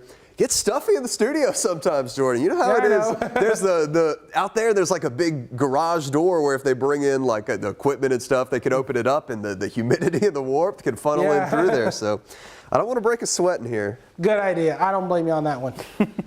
Yeah, but anyways, I'm reading chat now. Hail threats also diminished, and we're only looking at penny-sized in northeast Gillespie. So, like I just told you, the system's pretty much diminished. Pulls down and pulls up. So, well, actually pulls up and then pulls down, excuse me.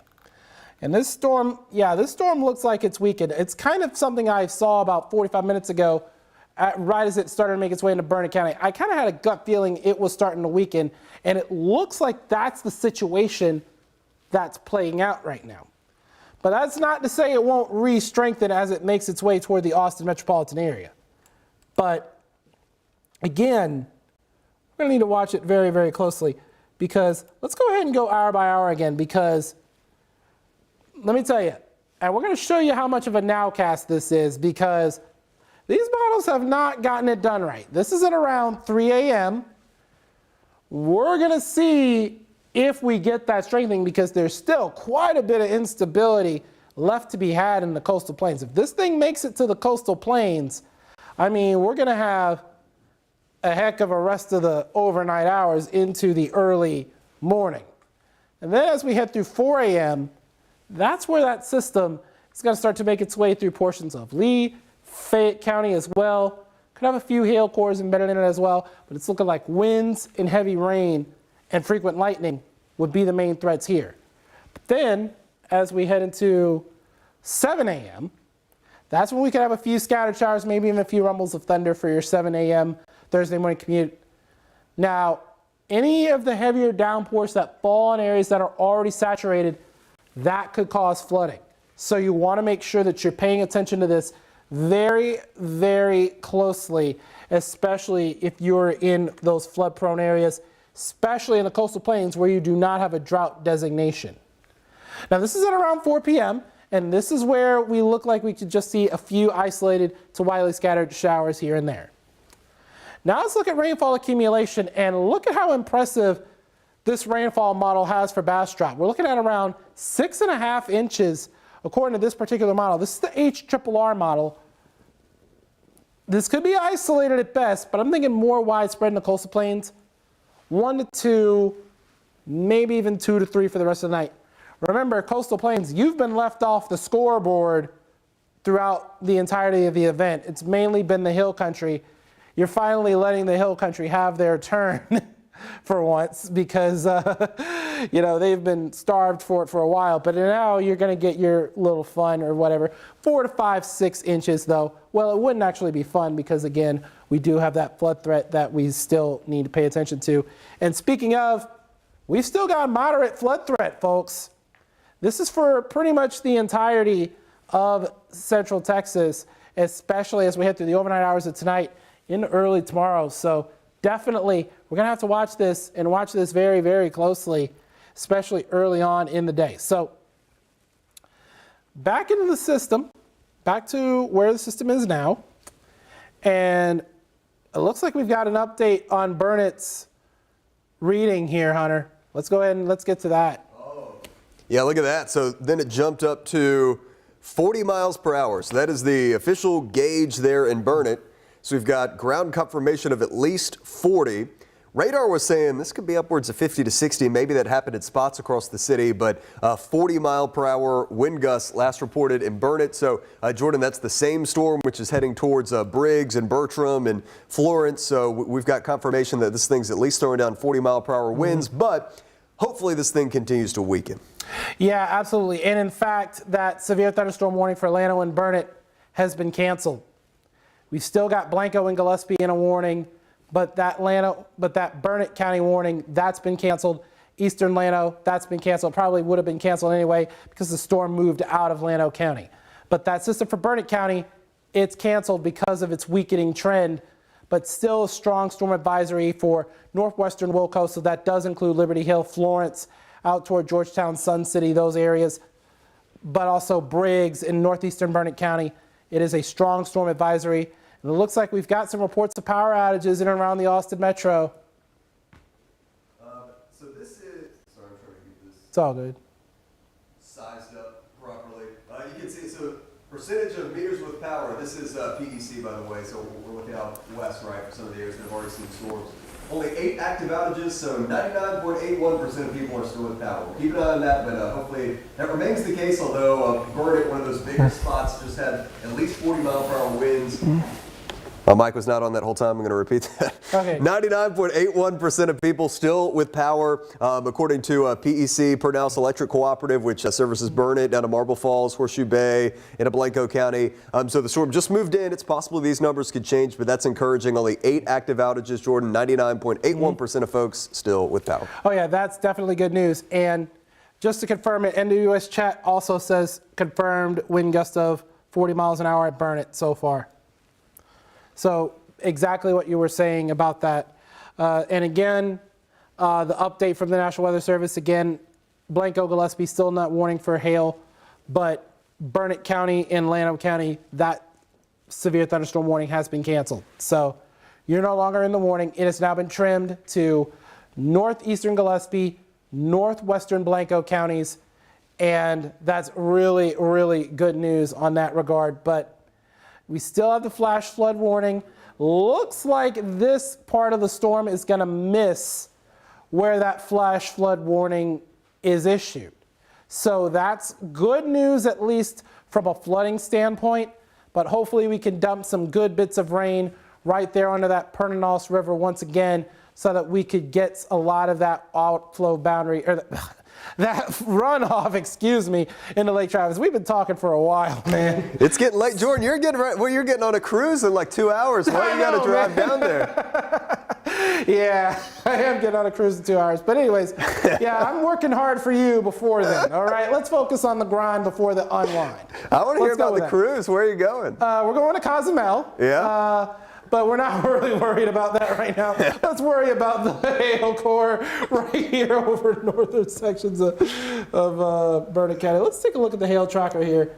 Oh, the hail started to pulse up a little bit. You're not going to get that in Cozumel. Not going to get any hail down there. Good. Yeah, we actually have high pressure that's going to be sitting over the Gulf of Mexico, so smooth sailing throughout. But anyways, this is right on top of Willow City. That hail core started to pulse up a little bit, which is why I think they kept the warning. We're looking at around 1 inch in diameter hail right there on top of Willow City. Looks like Ranch Road 1323 is where this is, and we're going to zoom it in just a little further into Willow City. And we've got Ranch Road, we got Willow City Loop, Ranch Road 1323, and we've got,